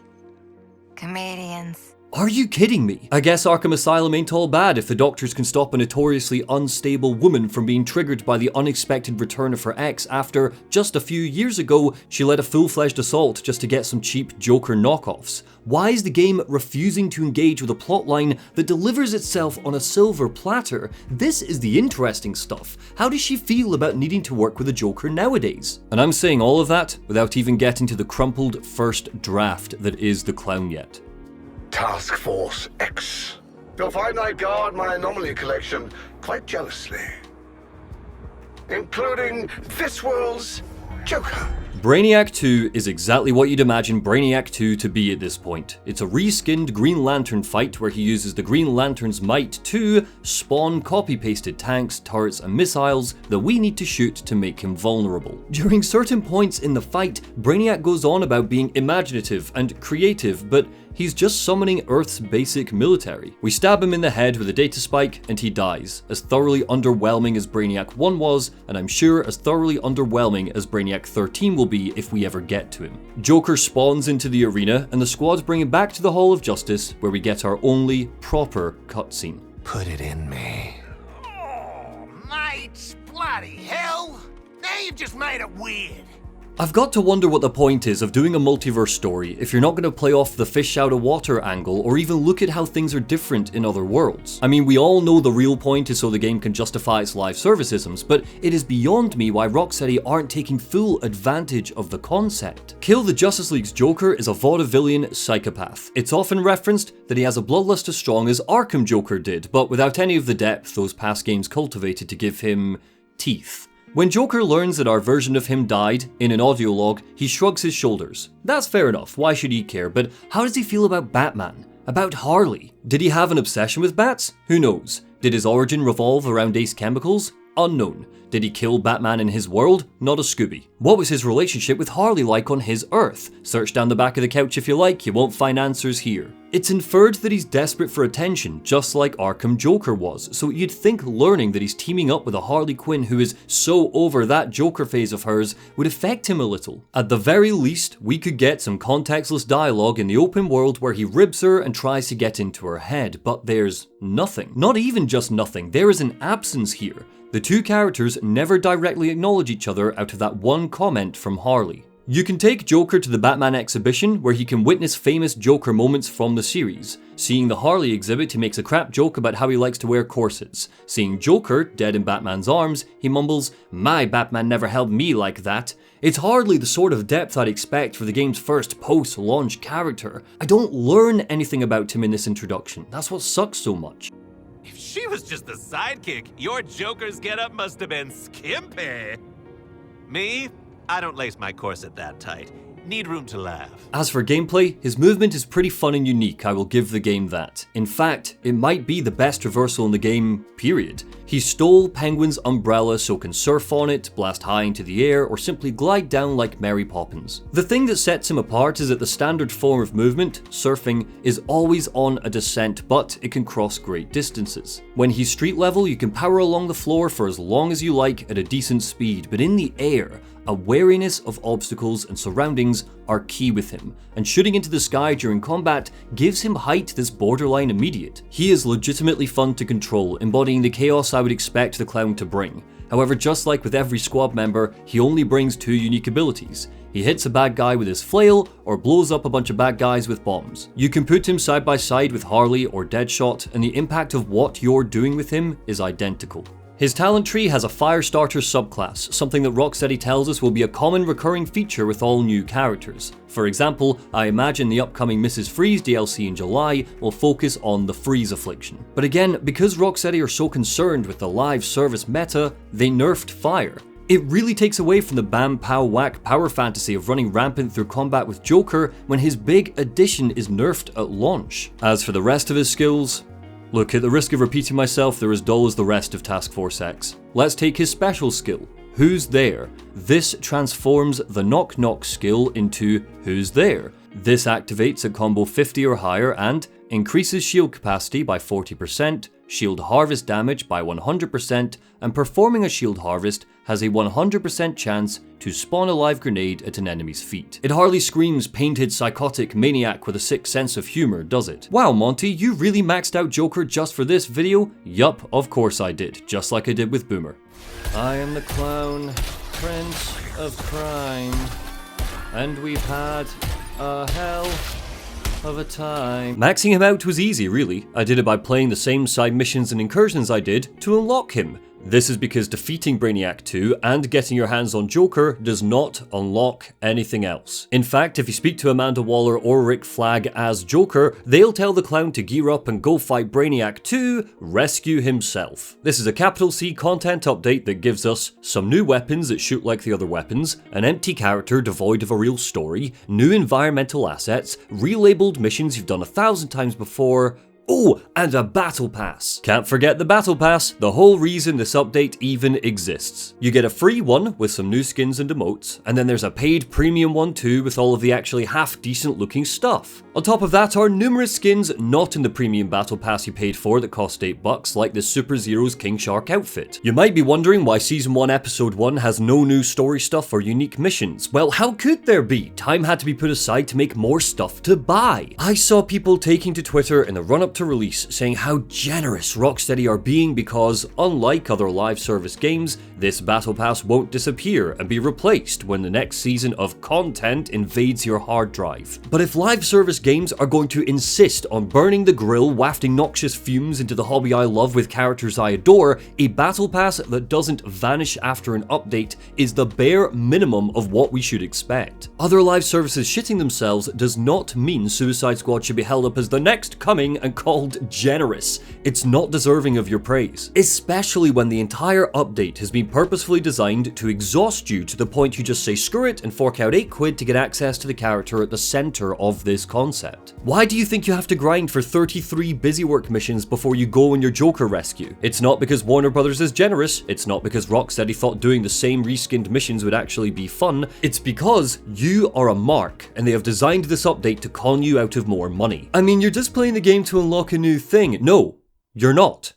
If you're one of the people who tweeted that, I've got a pyramid scheme to sell you and a foot to ram up your arse. You're not playing anything, you're doing chores so the playtime can look healthier than it is. You're doing, at best, the same mission on easy difficulty 35 times or a horde mode for 2 hours. RuneScape had more generous farming than this, for Christ's sake. It has obviously, cynically, been explicitly made this way to get people to spend more money. Even Avengers wasn't this bald-faced with its character releases. And it turns out that punchline I was waiting for, it's me.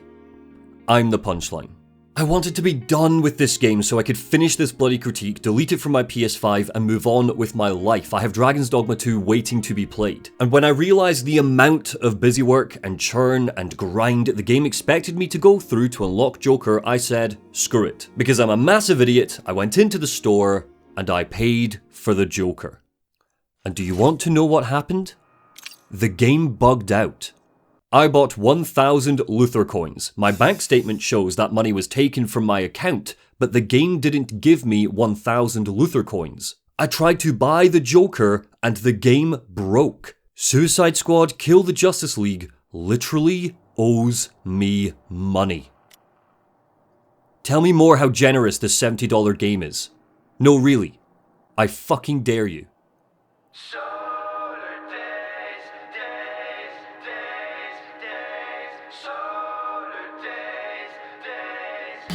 2 days before Suicide Squad Kill the Justice League released, Jason Schreier of Bloomberg said, "For a game to function as a live service, it needs to be perpetually replayable, which often means sacrificing handcrafted design for procedurally generated systemic content. Think less tailored missions with unique design and more repeating waves of enemies." Now that might seem like an obvious statement to make. You might even be wondering why I'm wasting time putting it in here, and that's because your name isn't Bill. Well, maybe it is, but I'm doing a thing here, stick with me. This is Bill. Bill thinks that always online, live service games are consumer friendly. Bill thinks that these games are made for players, not profits. After all, look at all the free stuff they add to the game later. Bill thinks that your average player has the gumption, the energy, and the wherewithal to simultaneously juggle the grind of The Division while keeping up with Destiny 2's story and Suicide Squad's seasonal content updates. Bill thinks that a game's integrity as a sincere piece of art can remain, even if it's designed around the core live service design philosophy that prioritizes retention above everything else. Bill thinks that live service games that demand a developer commits at least 10 years to one game isn't all that bad when you think about it. Bill uses live service as an umbrella term that includes MMOs like Final Fantasy XIV, Battle Royales like Apex Legends, or No Man's Sky, a game that wasn't planned as a live service title, but accidentally became one because its launch was so abysmal. That definition that Bill uses is responsible for this GamesIndustry.biz headline that 95% of game studios are working on or aim to release a live service game. The landscape isn't that depressing, don't worry. That headline is misleading because the survey defines live services as any regular update cadence planned for a game. Technically, Alan Wake 2 is a live service by that definition. Bill thinks it's possible to make a full-price live service game that doesn't include randomized loot, or a patchwork story that always risks being unfinished, and that can stand toe-to-toe with the handcrafted greats that have built the games industry. Bill just thinks that I haven't played the good ones, or if I have, I played them at launch when they were bad, and the capital C content updates have, in fact, made them good. When asked about the good ones, Bill will reference games like Path of Exile, a game that's free at the point of entry, Sea of Thieves, a game that doesn't cost $70 and has mainly found success because it's offered via Game Pass. Time will tell how it performs once it's out on PlayStation. It also doesn't have a heavy narrative focus. Warframe, a game that's free at the point of entry. Fallout 76, a game that, as of when I played it a year ago, has improved, but not enough to make a full price purchase worth it, so has relied on a free trial to replenish its player base. Fortnite, a game that's free at the point of entry. Helldivers 2, a game that doesn't cost $70, isn't traditionally story-based, and again, I haven't played because this paragon of live service models didn't let me pass the servers. Twice. It is currently April 2024. We will see how its impressive initial success lasts. When I criticize live services, I'm not talking about games that are effectively co-op multiplayer with your pals. I get it, servers cost money to run, you need to find a cash flow somewhere. I'm talking about the ones that follow in Destiny's wake. The ones that launch at full price, that emphasize story or build off of recognizable IP that people care about. The ones that have randomized gear systems. The ones that, best case scenario, need to make parts of its story unplayable just so the thing can work. The ones that are poison. That's not me being hyperbolic. Suicide Squad is poisonous. It's poisoned Rocksteady's legacy. It's poisoned the story of the Arkham games. And Bill, I don't want to yuck your yum pal, but you are part of the problem. And so am I. I bought this, I pre-ordered this, and I can say I did it for the channel, but we all know that's not true. I've bought and played a bunch of live service games because of the developer, or the characters, or the promises. Well, this is the last. It should be a pretty easy criteria for me to follow. If it's full price, always online, designed for retention rather than fun, and claims to be narrative focused, it's going in the skip pile. And as for Suicide Squad, here's some depressing predictions over what happens next. May 2024. The rest of Joker's season releases to continued disappointment. Rocksteady don't acknowledge the poor performance, they just keep working on the game. July 2024. The Mrs. Freeze season launches with a Hail Mary marketing push by Warner Brothers. It crashes and burns. Hardly anybody plays it. A small handful of the Rocksteady team leave to join 100 Star Games, Sefton Hill and Jamie Walker's new studio. In-game, the Brainiac fight evolves to have multiple phases, finally combining moves from the Flash, Superman, and Green Lantern fights. August 2024. An offline mode is released for the base game. September 2024. Season 3, featuring Lawless, releases alongside a free-to-play trial period for the game. The player count will spike to a new all-time high for a weekend, but it won't be enough to recover the game. The Brainiac fight evolves to include a Batman phase. October 2024. Layoffs soon follow. In the wake of the layoffs, we start getting video essays about how the game is a diamond in the rough and people like me should have been nicer to it. The layoffs are apparently the fault of critics, not management. November 2024. Rumours start circling that a skeleton crew is keeping the game together with bubblegum and duct tape. There are rumblings that Warner Brothers start looking at an Arkham Asylum remake.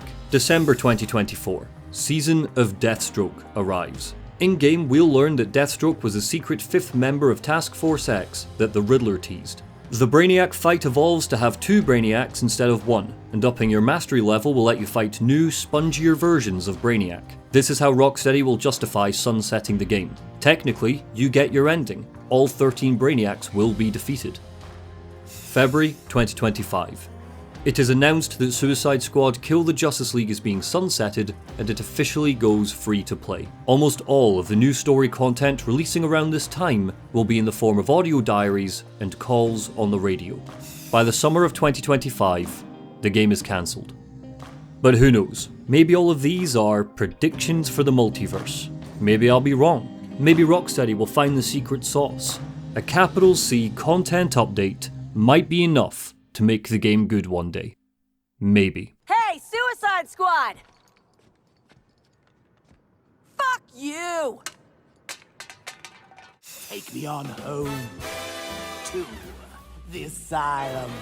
Thanks for watching, and if you're watching this a year later, let me know if I was right or not. On the left hand side are my patrons. They're the reason I can invest so much time into videos like this that are more for me than they are for you. I'll be back next time talking about games I love, but in the meantime, a special thank you to Noah Cowden, Jaden Pilcher, B. Warren, Rusty, Asa Abdelner, Victor Losglin, Chris Holben, Andy Strange, Evelyn, Casual Log, Brendan Barry, Corey Neighbours, Ryan Adams, Zach Gallardo, Jacoby Perez, Gideon Davis, Carusa Kun, Mr. Supertash, Osas D, Leonardo LF, Clockworks, Kieran Tregus, Paddy Boy, Jem, Alfred Correa, LWPS, Airhead, Liam Major, Revolver Axolot, William Kyle Cross, Beezus Labs, Kibitail Karim, Alden Crane, Parzival Sam, Gavin, Cash Kachalek, Oliver James, Beat, Nebulous, Jartoons, Doobly Doop, Manuel Moore, Not Quite Chrome, I Make Stuff, Shiny Purple Pants,